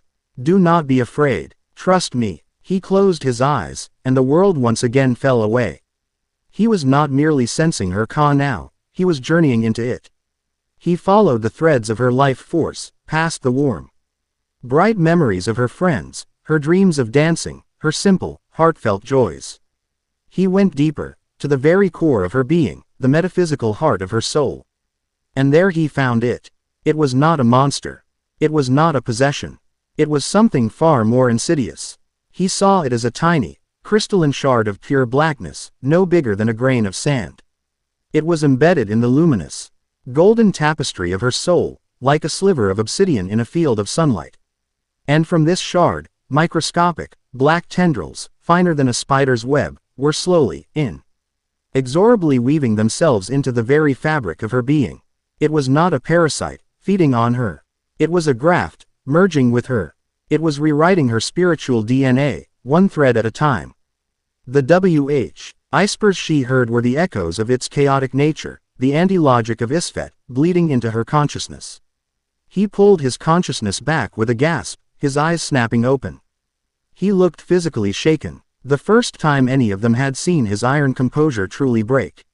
What is it? Isis demanded, her voice sharp with clinical urgency. Is it a curse? A spiritual parasite? Can you remove it? Naruto shook his head, a gesture of profound weariness. No, it is worse. It has bonded with her ka. It is not a parasite living in her, it is becoming her. To try and rip it out now would be like trying to remove the threads from a tapestry. I would unravel her soul. It would kill her. The room fell into a deathly silence. Tea's eyes filled with tears, not of fear, but of a quiet, dawning despair. Mai pushed herself off the doorframe, her cynical facade cracking. This was no longer an interesting adventure, this was a death sentence. So that's it. Mai's voice was harsh, brittle. She's just a ticking time bomb. We just wait for her to turn into one of those things. No, Naruto said, his voice regaining its strength, its absolute certainty. He turned back to Taya, taking her hands in his. His were warm and steady. I cannot destroy it without destroying you. But I can contain it. I can shield it. He closed his eyes again, and a soft, golden light emanated from his hands, flowing into Taya. It was not a violent, purifying light, but a gentle, persistent warmth. On the view screen, Isis watched in awe as a delicate, golden latticework of mod energy began to form around the jagged red knot in Taya's chest. Containing it, soothing its chaotic fluctuations, encasing it in a cage of pure order. Taya gasped, her eyes widening. The whispers, they're gone. And the cold, it's fading. The Isfet energy is a fire. Naruto explained, opening his eyes. It will seek to consume. It will feed on emotion, fear, anger, despair. The stronger those feelings, the stronger it will become. And the harder it will be for this shield to hold. But I will not let it consume you. He looked at her, and his gaze was an oath, a sacred vow that transcended time. I will be your shield. The mod within me will be its cage. As long as I am near you, I can keep it dormant. The implications of his words settled over the room. He was now her guardian in the most literal, absolute sense. He was chained to her, not by force, but by his own duty and compassion. His ancient, lonely war had just found its permanent, deeply personal center. Taya looked at him, tears now streaming freely down her face, but a small, brave smile touched her lips. You once told me I didn't have to carry the weight of my dreams alone. Looks like you don't have to carry the weight of the world alone either. Mai watched the exchange, a complex storm of emotions warring within her. She saw the impossible sacrifice he was making, the terrifying burden Taya was now forced to carry. And she felt a strange, unfamiliar pang in her chest. It was a flicker of admiration, of respect, and a grudging, terrifying realization that she was now inextricably tangled in this story, no longer just an observer, but a witness to a bond that was forged in a crucible of shadows and light. The thief who wanted to steal a priceless artifact had stumbled upon something truly priceless, and it was something she could never, ever hope to steal. Chapter 6 End. Chapter 7. The Quiet Cage of Everyday Life. The sun rose over Domino City, but its light was a pale, watery thing, filtered through a uniform ceiling of gray clouds.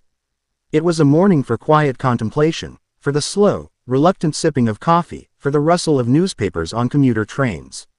It was a morning of absolute, crushing normalcy, and for Naruto Uzumaki. It was the most terrifying battlefield he had ever faced. He stood in the small, Spartan kitchen of his apartment, the air filled with the clean, earthy scent of brewing chamomile and mint. The persistent, gentle patter of rain against the windowpane was the only sound. His movements were slow, deliberate, a ritual of precision honed over millennia. He measured the herbs, heated the water to the exact temperature where the leaves would unfurl without scalding, and poured it with a surgeon's steady hand.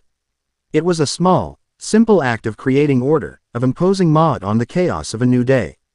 And he clung to it like a drowning man to a piece of driftwood. Taya sat at his small, two-person table, her hands wrapped around a mug that had long since gone cold. She hadn't slept. Her eyes, usually so vibrant and full of life, were shadowed with exhaustion and a deep, soul-shaking fear that she was trying desperately to conceal. She wore a simple gray sweatsuit that Isis had procured for her. A stark contrast to her usual colorful attire. She watched Naruto's ritual, her gaze following his every move. His presence was a tangible thing in the small room, a silent, unyielding mountain of calm. She knew, with a certainty that went deeper than logic, that his calm was the only thing keeping the whispers at bay, the only thing keeping the terrible, crystalline coldness in her chest from spreading. He brought a steaming mug to the table and set it before her, his movements economical and silent. He sat opposite her, his own mug held loosely in his large, capable hands. The silence stretched between them, not awkward, but heavy with the weight of everything that had happened, everything that was to come. For how long? She finally asked, her voice a fragile whisper that was nearly lost in the sound of the rain.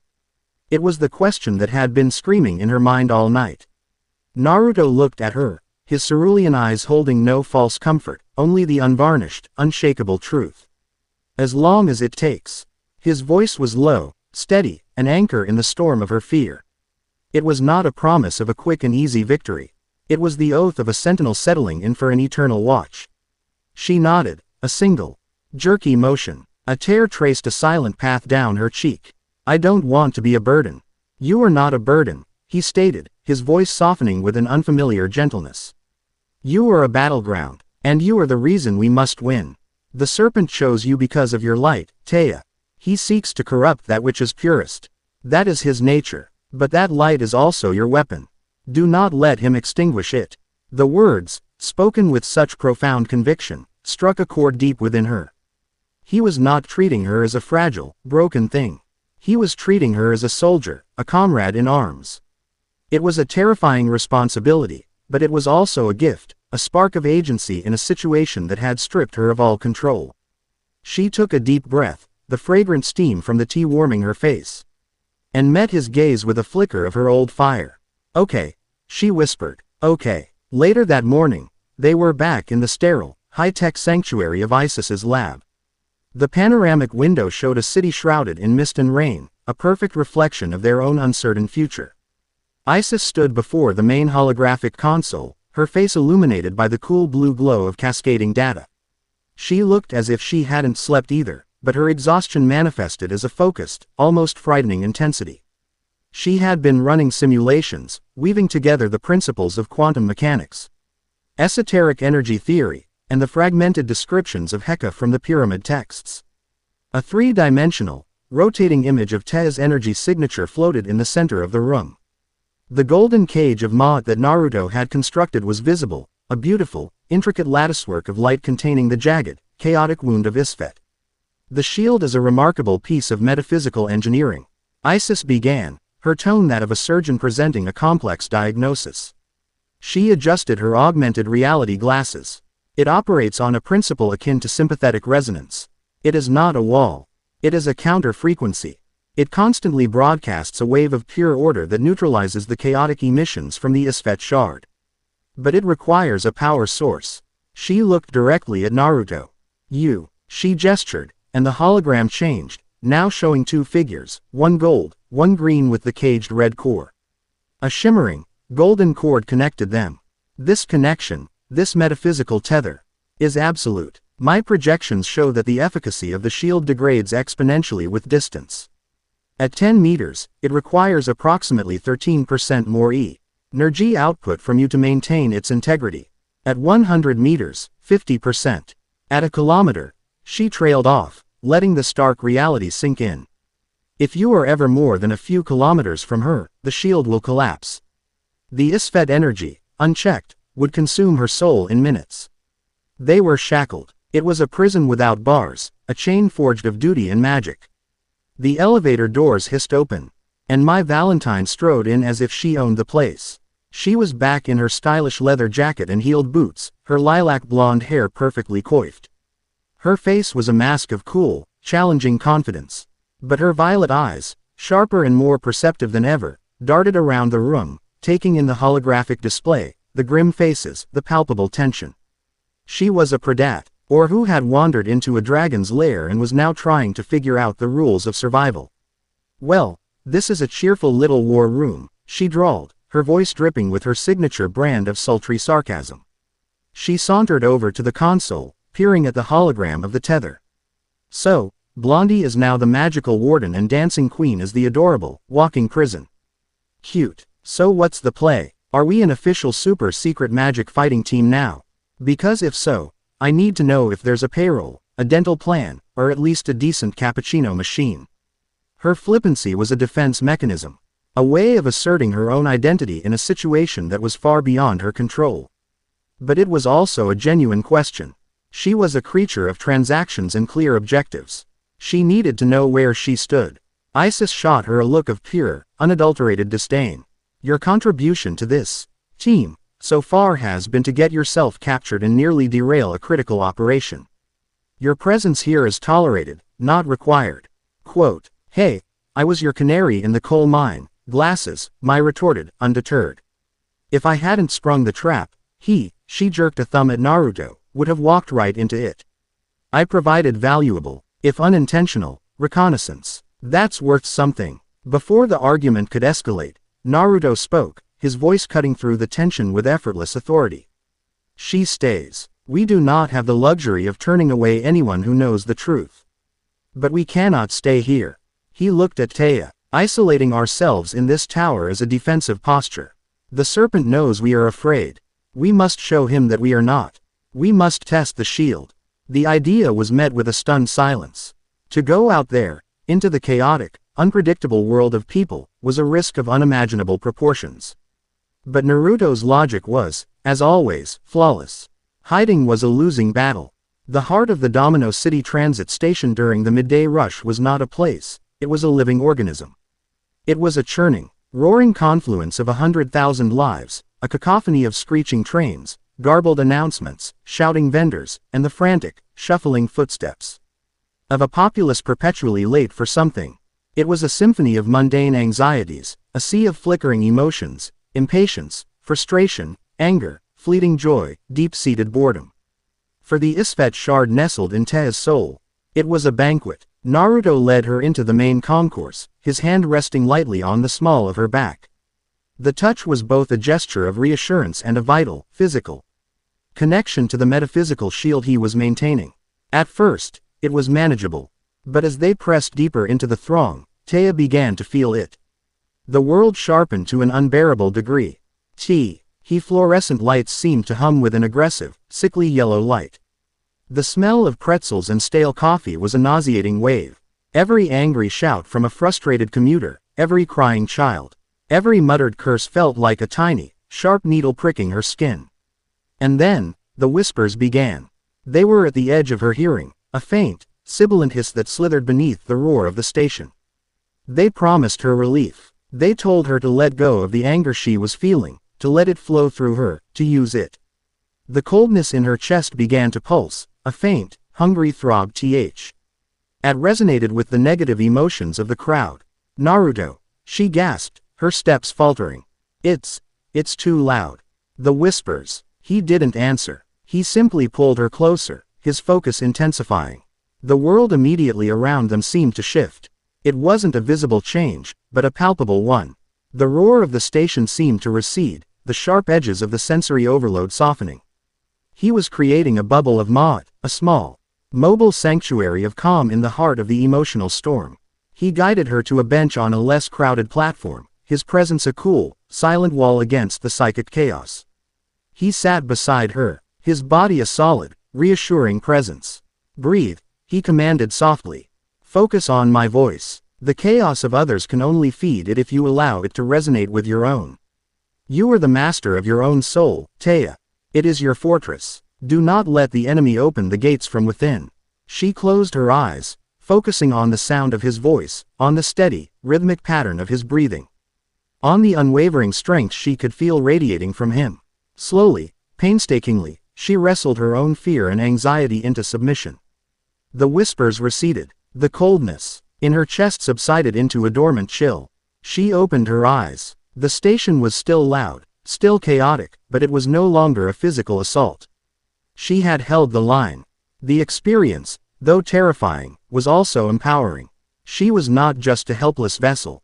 She was a soldier in this fight, and the battlefield was her own heart. Back in the sterile safety of the lab, Isis analyzed the data from the field test. Her face was grim. The shield held, but the energy drain on you was significant. Sustaining that level of focused control in a high-stress environment is not a long-term solution. You will exhaust yourself. We are playing defense, and we are losing. We need to find him. We need to find the serpent's new host. She brought up satellite maps, energy grid schematics, police reports. I can scan for another large-scale ISFET energy signature, but he will be more subtle now. He won't build another nest. He will move among the populace, a predator hidden in the herd. It was Mai who scoffed, pushing herself away from the wall she had been leaning against. She walked over to the console, her high heels clicking decisively on the polished floor. "You're all looking for magical ripples with your fancy toys," she said, her voice laced with a newfound, professional confidence. "You're thinking like a sorcerer. You need to think like a con man. Like a kingpin." She pointed a perfectly manicured finger at the screen. "Forget magic. Look for power. The real kind. The kind that moves this city. Money, influence, fear. Your serpent isn't going to be hiding in a sewer. He's going to be in a boardroom. Or a courtroom. Or a penthouse. You're looking for a ghost. I'm telling you to look for a man. A new player who has risen too fast. Someone with an unnatural, almost hypnotic charisma.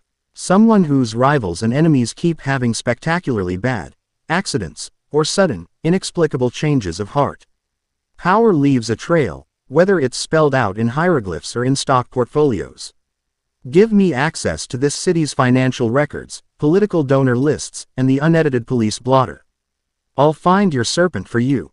Her words hung in the air, a stunningly practical and insightful plan of attack.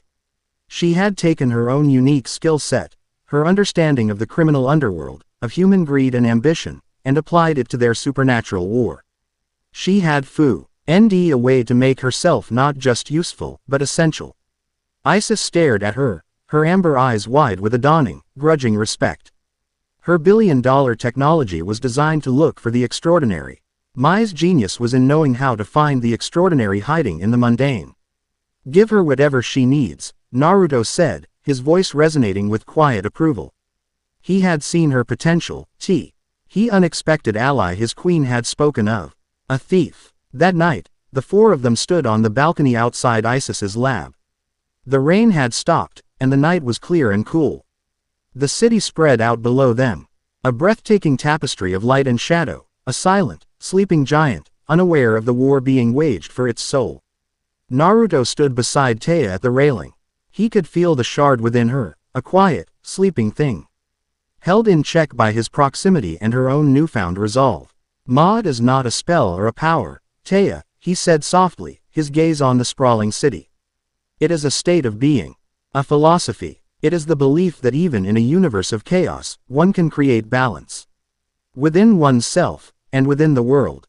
Your hope, your loyalty to your friends, your dream of dancing, these are not weaknesses. They are pillars of order in your soul. They are as much a part of the shield as my own power. Never forget that." She looked at him, at his stoic, handsome profile illuminated by the city lights, and felt a profound, overwhelming sense of gratitude, and something more, something deeper and more complex that she did not yet have a name for. A few feet away, Isis and Mai were engaged in a quiet, intense conversation, pointing at a data slate that displayed encrypted financial records. The scholar and the thief, two brilliant, formidable women from completely different worlds, now united in a common, impossible purpose. The guardian, the vessel, the scholar, the thief, a fragile, unlikely alliance, forged in the crucible of a forgotten war. They were four solitary islands, now connected by a shared, secret ocean of purpose. The hunt for the serpent had begun. Chapter 7 End. Chapter 8. The Gilded Cage and the Serpent's Smile. 3 days, 72 hours, 4,320 minutes. For Naruto, time had become a granular, precious resource, each passing second a measure of the strain on the golden shield he maintained around Te's soul. He had not truly slept, entering instead into a light, vigilant trance, his consciousness a perpetual sentinel standing guard at the gates of her heart. The quiet cage of everyday life had descended upon them, a fragile, temporary armistice in a war that was anything but cold. They moved through the motions, attending school, feigning interest in lectures on trigonometry and the Meiji Restoration, but it was a carefully constructed play. They were ghosts haunting their own lives, their reality now confined to the invisible, 10-meter tether that bound them together. The true work happened at night, in the sky-high sanctuary of Isis Ishtar's lab. It had become their fortress, their war room, and their confessional. It was there, on the fourth night, that the hunt finally bore fruit. My Valentine stood before the main holographic display, a data slate in her hand, and she was in her element. The cynical, seductive thief had been replaced by a master analyst, a shark navigating the treacherous, invisible currents of money and power. The air around her crackled with the energy of a predator who has found a scent. Forget magical signatures and esoteric radiation, she began, her voice a sharp, confident counterpoint to the quiet hum of the servers. She gestured to the screen, which was no longer displaying ancient glyphs but a complex, interconnected web of corporate ownership, stock transfers, and shell corporations that looked like a madman's diagram of the cosmos. I've been tracking the power. Your serpent isn't some back-alley sorcerer anymore. He's gone corporate. She tapped her slate, and a single, handsome face dominated the display. The man was in his late 30s, with sharp, patrician features, impeccably styled dark hair, and eyes the color of polished jade. He was smiling, a charismatic, confident expression that graced the covers of Domino's most prestigious business magazines. Meet Maximilian Tyrell, Mai announced, her voice laced with a mixture of professional admiration and profound suspicion. 6 months ago, this man did not exist. No birth certificate, no school records, no digital footprint. He appeared out of thin air with a seemingly limitless line of credit and an almost supernatural understanding of market vulnerabilities. He founded a company called Ouroboros Consolidated. A little on the nose, if you ask me. Isis, leaning over the console, pushed her glasses up. Ouroboros Consolidated, she read from a data stream. They are the parent company that has, in the last 4 months, acquired every single shipping firm that went bankrupt due to those mysterious accidents. They now control nearly 60% of Domino City's port traffic. Exactly, Mai confirmed, pacing before the screen. But it gets better. Every CEO who tried to fight the takeover, every regulator who tried to investigate his finances, every journalist who started digging too deep, well, they've all had a run of spectacularly bad luck. One had a catastrophic heart attack, a man who ran marathons. Another was found in his locked penthouse, stark raving mad, talking about snakes in the walls. A third simply vanished. The rest, they folded, became his most loyal, sycophantic lieutenants overnight. He doesn't just defeat his enemies, he converts them. The parallel was unmistakable. It was the same pattern of corruption and control the serpent had used in Naruto's time. Updated for the digital age. He no longer needed to curse grain shipments, he could crash stock markets. He no longer turned viziers with whispers of political power, he turned CEOs with the promise of market share and the threat of absolute ruin. Where is he now? Naruto's voice was a low, dangerous rumble. He had been standing by the panoramic window, a silent, brooding statue looking down at the city. But at the mention of Tyrell, he turned, his entire being focused and alert. That's the fun part, Mai said with a grim smile. Tonight, Mr. Tyrell is hosting the social event of the season. The Ouroboros Foundation Gala for Urban Renewal. A charity ball to raise money for the very communities his corporate rating has impoverished. The man has a flair for irony. It's being held at the Domino Grand Imperial Hotel. The guest list is a who's who of the city's elite. Security will be tighter than a pharaoh's tomb. But we will be there, Isis stated, her fingers already a blur across her console. Kaiba Corp is a primary sponsor of the hotel and the gala itself. I can add 4 names to the guest list. A minor Kaiba Corp executive and his entourage. It will be convincing. She looked at the others, her expression hardening. But you all must understand. This is a different kind of battlefield. We cannot engage him directly. This is an intelligence gathering mission only. We observe. We confirm if he is the host. We do not, under any circumstances, reveal ourselves. The preparation was a surreal, hurried affair. Isis's access to Kaibacorp's resources was, as always, astonishing.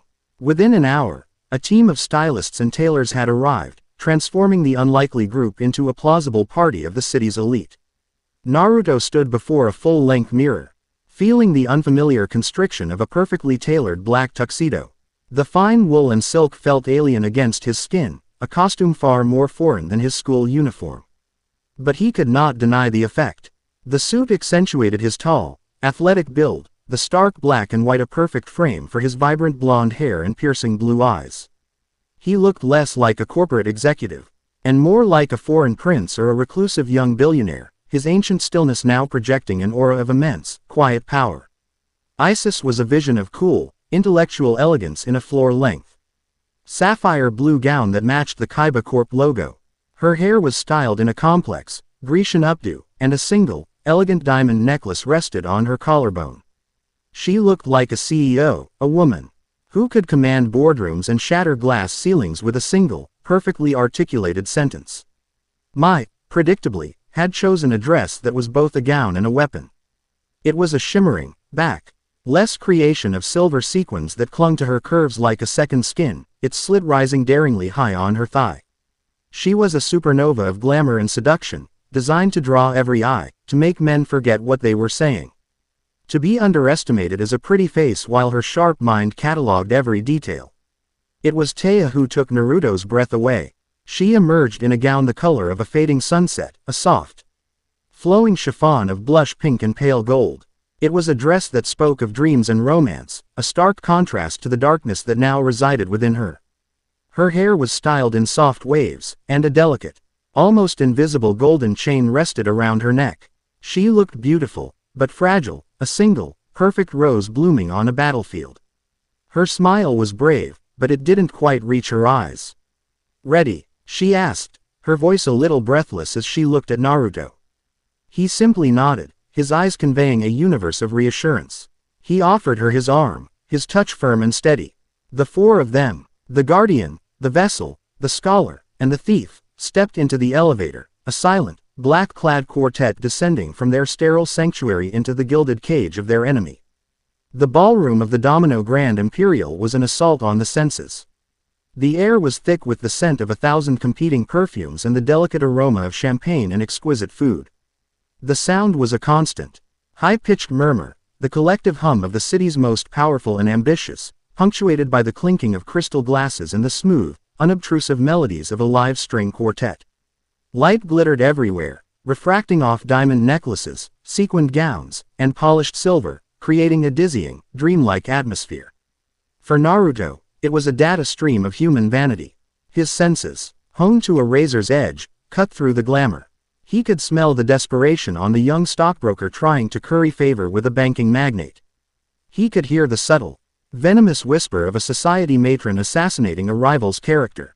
He could see the nervous tick in the eye of a politician who was in too deep with the wrong people. The room was a shimmering, beautiful petri dish of the very cracks in society the serpent loved to exploit. "Stay with me," he murmured to Taya, his voice a low vibration only she could feel. Her hand tightened on his arm. The emotional chaos of the room was a roaring tide, far worse than the train station. Here, the emotions were not simple and fleeting. They were complex, deep-seated currents of greed, envy, and ambition.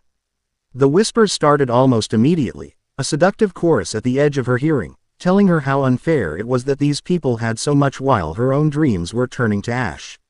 The coldness in her chest pulsed, a hungry, rhythmic beat. "I'm here." Naruto's voice was a steady, golden thread in the tapestry of noise. She focused on it, on the solid warmth of his arm, on the unwavering calm of his presence. She was the fortress, he was the sentinel. Together, they held the line. Isis and Mai separated from them, melting into the crowd with practiced ease. Isis, with her augmented reality glasses now disguised as a pair of chic, fashion-forward spectacles, positioned herself near a group of city council members, her scanners analyzing data, her microphones picking up whispers of Tyrell's political dealings. Mai, a glass of champagne in hand, allowed herself to be cornered by a group of lecherous old billionaires, her dazzling smile a perfect mask as she pertly steered the conversation towards their new, enigmatic business rival. Naruto guided Taya through the glittering throng, his movements fluid and purposeful. He was a shark gliding through a school of oblivious, brightly colored fish. And he was heading for the biggest shark in the tank. Maximilian Tyrell stood near the French doors that led out to a wide, moonlit balcony, holding court. As even more handsome and charismatic in person, his jade-green eyes sparkling with intelligence and a predatory amusement. He radiated an aura of absolute confidence and power that drew people to him like moths to a flame. He listened with rapt attention to an aging industrialist, nodding, his smile never faltering. But as Naruto and Taya approached, his eyes flickered up, and for a fraction of a second, his gaze met Naruto's over the heads of the crowd. In that instant, Naruto felt it. It was not the overwhelming wave of chaos from the barge. It was something infinitely more subtle and more terrifying. It was a cold, ancient, and utterly alien intelligence looking back at him from behind a flawless human mask. There was no isfed energy radiating from him. It was perfectly contained, perfectly controlled. The serpent had not just found a host. He was the host. He had not possessed Maximilian Tyrell. He had built him, a perfect, bespoke vessel designed to conquer this new, modern world. The industrialist finally moved on, and the path to Tyrell was clear. Naruto and Taya stepped forward. "Mr. Tyrell," Naruto said, his voice calm and level. "A remarkable evening." Tyrell turned, and his charismatic smile washed over them. It was a weapon, designed to disarm, to charm, to subjugate. "I'm so glad you could make it. I don't believe we've had the pleasure. I'm Maximilian Tyrell." He extended a hand. Naruto took it. The handshake was firm, the skin warm. There was no flicker of magic, no jolt of otherworldly energy. There was only the feeling of touching a perfectly constructed lie. "My name is Naruto Uzumaki. This is my associate, Taya Gardner." Tyrell's jade-green eyes lingered on Taya for a moment, and his smile deepened. "A pleasure, Ms. Gardner. You bring a welcome touch of genuine beauty to a room filled with expensive counterfeits." His gaze was hypnotic, and for a terrifying second, Taya felt the whispers inside her surge, resonating with the subtle, compelling power of his voice. Naruto's grip on her arm tightened almost imperceptibly, and the golden shield flared, severing the connection. Tyrell's eyes flickered to Naruto's hand on Taya's arm, and a flicker of omething ancient and knowing passed through his gaze. The mask had slipped, just for a nanosecond. "I am a great admirer of your work, Mr. Uzumaki," Tyrell continued, his voice smooth as silk, turning his full attention back to Naruto. "I was not aware I had any work for you to admire," Naruto replied, his tone neutral. "Oh, but you do," Tyrell said, taking a sip of his champagne. "You are a preserver, a guardian of the old ways. A man who believes in order, in structure, in keeping things precisely as they are. It is a noble, if ultimately futile, endeavor. The universe, you see, does not favor stasis. It favors change. It favors chaos. It is the engine of all creation. Without it, there is only stagnation. Death." It was a philosophical debate on the surface, a declaration of war in the subtext. He knew. Somehow, he knew exactly who Naruto was. There is a difference between the chaos that fuels creation and the chaos that brings only destruction, Naruto countered, his voice as cold and clear as glacial ice. Tyrell laughed, a rich, pleasant sound that did not reach his eyes. "A matter of perspective, surely. A forest fire is a destructive terror to the trees, but it is a miracle for the seeds that can only sprout in the ash. Sometimes, the old world must be burned down to make way for the new." He leaned in closer, his voice dropping to a conspiratorial whisper. "And believe me, Mr. Uzumaki, a new world is coming." He then straightened up, his public persona snapping back into place as a new group of admirers approached. He gave them a final, brilliant smile. "Please, enjoy the evening. It is all for a good cause, after all."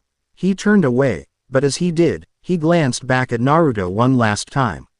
And he smiled. It was not the charming, charismatic smile of Maximilian Tyrell. It was a slow, cold, serpentine smile, a smile of ancient, absolute malice. It was a smile that said, "I see you, Guardian. I know what you are doing. And your cage will not hold forever." The game had changed. Their enemy was not a monster hiding in the shadows. He was a king standing in the light, and he had just invited them into his court, a gilded cage from which there was no easy escape. Chapter 8 End. Chapter 9. The Geometry of Fear. The ride back from the gala was a journey through a vacuum.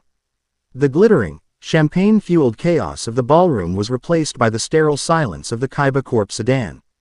A hermetically sealed bubble gliding through the sleeping city's veins. No one spoke. The air was thick with the residue of Maximilian Tyrell's serpentine smile. A chilling afterimage burned into their minds. It was the smile of a predator that had not only seen the trap but was now toying with the trappers. Taya sat beside Naruto, her beautiful sunset-colored gown now feeling like a costume from another life. She was acutely aware of his hand, which had not left her arm since they met Tyrell. His touch was a constant, grounding pressure, a physical anchor. For the metaphysical shield he was desperately maintaining, she could still feel the echo of Tyrell's voice, a hypnotic, silken thread that had resonated with the cold shard in her soul, making it thrum with a terrible, eager hunger.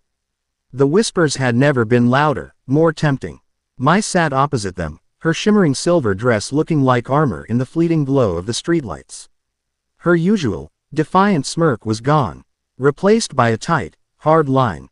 Her violet eyes were fixed on the passing city, but her mind was miles away, dissecting the encounter, replaying every word, every gesture. Searching for a weakness in a man who seemed to be made of polished, impenetrable steel. She had built a career on reading people, on finding their tells, their weaknesses, their price. But Tyrell had no tells. He was a flawless performance. Isis, in the front passenger seat, was a statue of focused fury, her fingers a blur on a handheld data slate, reviewing the audio and visual data her glasses had recorded. They didn't speak until they were back in the sky-high lab, the city a silent, glittering carpet beneath them. Isis strode to the main console, plugging in her slate. The room came to life with holographic displays, replaying the scene with Tyrell from a dozen different angles. Zero esoteric energy emissions, Isis announced, her voice tight with frustration. Absolutely nothing. It's a complete blackout. He has contained the Isfet energy within his host body with a level of control I can't even model. He's not a vessel, he's a self-contained, perfectly balanced ecosystem of chaos. He could have walked past every magical ward in history without triggering a single one. He knew who we were, Mai said, her voice a low growl. She kicked off her high heels and began to pace, a caged panther. That whole speech about guardians and burning down the old world. That wasn't a chat, that was a mission statement. He was talking directly to you. She jabbed a finger towards Naruto, and he was using her. She gestured to Taya, as the megaphone. Taya flinched, hugging her arms around herself. The truth was a cold, sharp thing. He is no longer just hiding, Naruto stated, his voice a gravelly whisper. The strain of the evening was beginning to show. There were new lines of exhaustion etched around his eyes, and a faint tremor in the hand he finally lowered from Taya's arm. He is laying claim to his territory. The gala was not a party. It was a coronation. He was consolidating his power, showing the world his face, and as his true one. So what's the next move? Mai demanded, her pragmatism a shield against the rising tide of fear. We can't expose him. Who'd believe us? Excuse me, Mr. Mayor. The city's most beloved new philanthropist is actually an ancient Egyptian chaos demon. They'd lock us up. We can't fight him. He's surrounded by a phalanx of lawyers and security guards, and he owns the damn building. So what? We just wait for him to send her a cursed fruit basket. The brutal, cynical question hung in the air, unanswered. They were in a state of checkmate. They had identified the enemy king, but he was surrounded by an impenetrable wall of mundane power. And he held their own queen hostage. The attack, when it came, was not a cursed fruit basket. It was quieter, colder, and infinitely more cruel. 2 days later, Taya arrived at the small, independent dance studio where she took lessons and occasionally taught the younger students. It was her sanctuary, a place of polished wood floors, mirrored walls, and the familiar, comforting scent of rosin and hard work.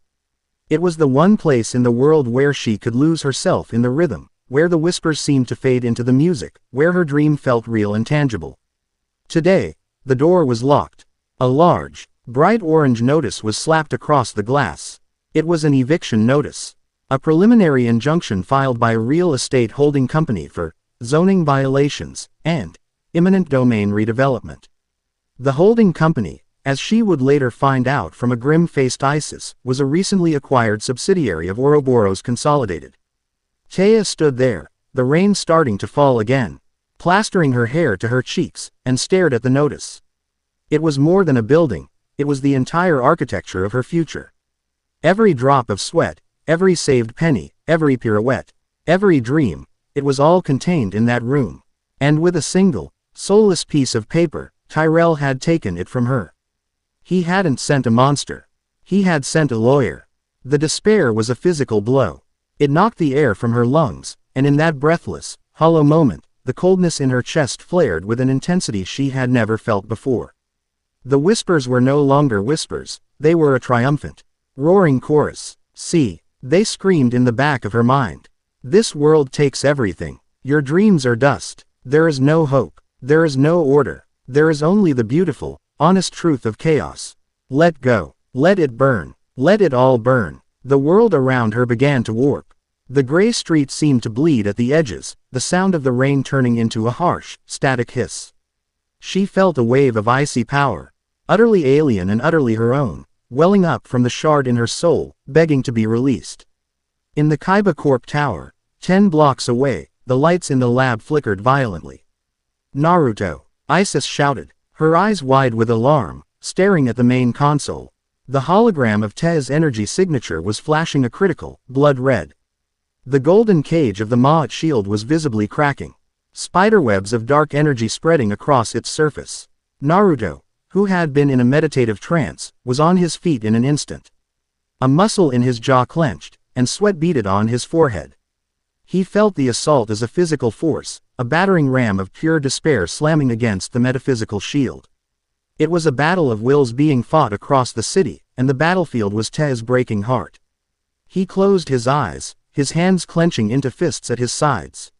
He poured more of his own energy, his own ka, into the shield, reinforcing it, patching the cracks as they appeared. The lights in the lab flickered again and then went out completely, plunging them into the dim, red glow of the emergency backup power. At the dance studio, Taya was on her knees on the wet pavement.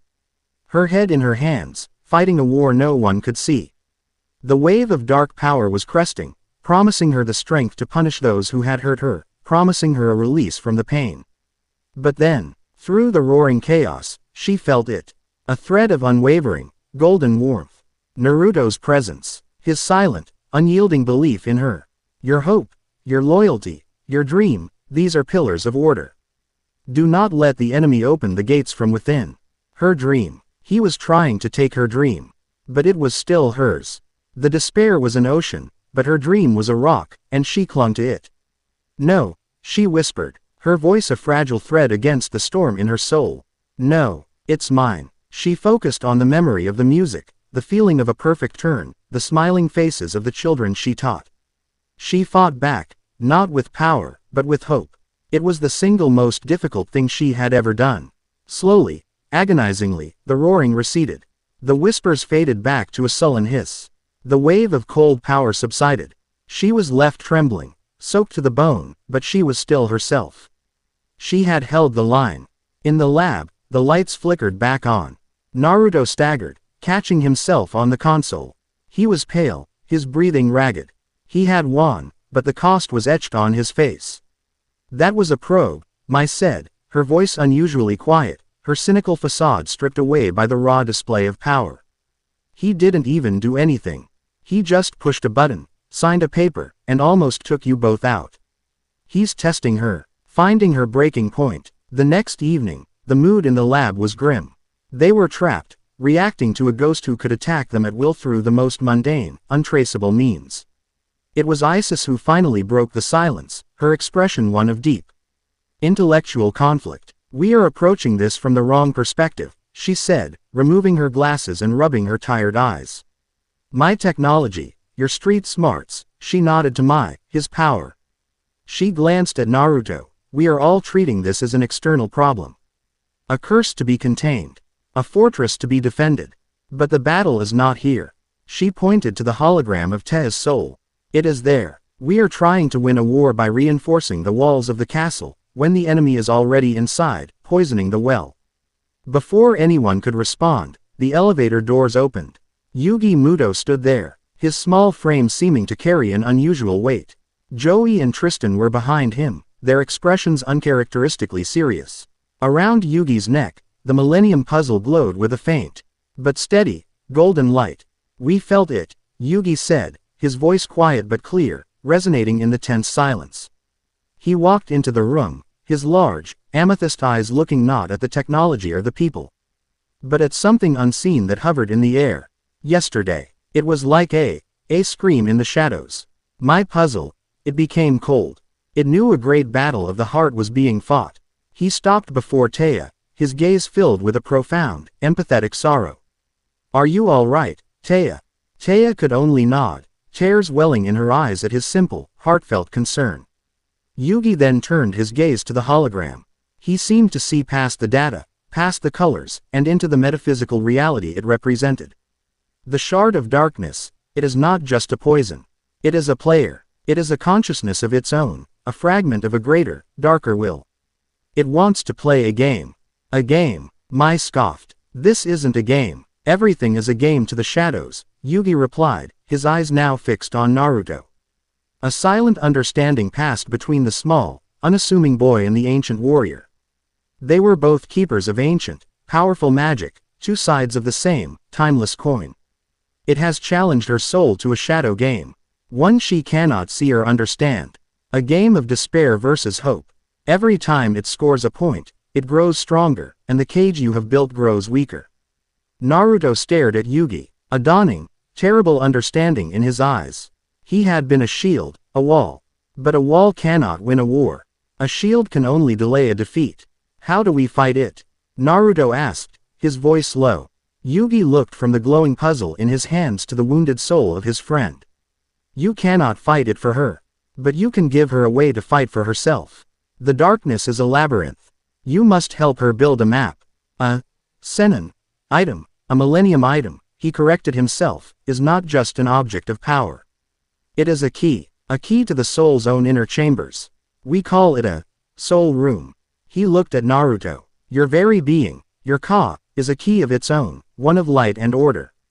You have built her a prison. Now, you must help her build a sanctuary. A place in her own soul where she is the master, where the laws of hope are absolute. A fortress from which she can fight back." The idea was breathtaking. Not to contain the darkness, but to confront it. Not to shield her from the battle, but to arm her for it. It was a terrifying, brilliant, and utterly unprecedented strategy. To win the war, they would have to descend into the geometry of fear itself. Into the battlefield of a single human heart, and teach it how to build a miracle. Chapter 9 End. The end. Remember to subscribe and like this video. See you in the next video.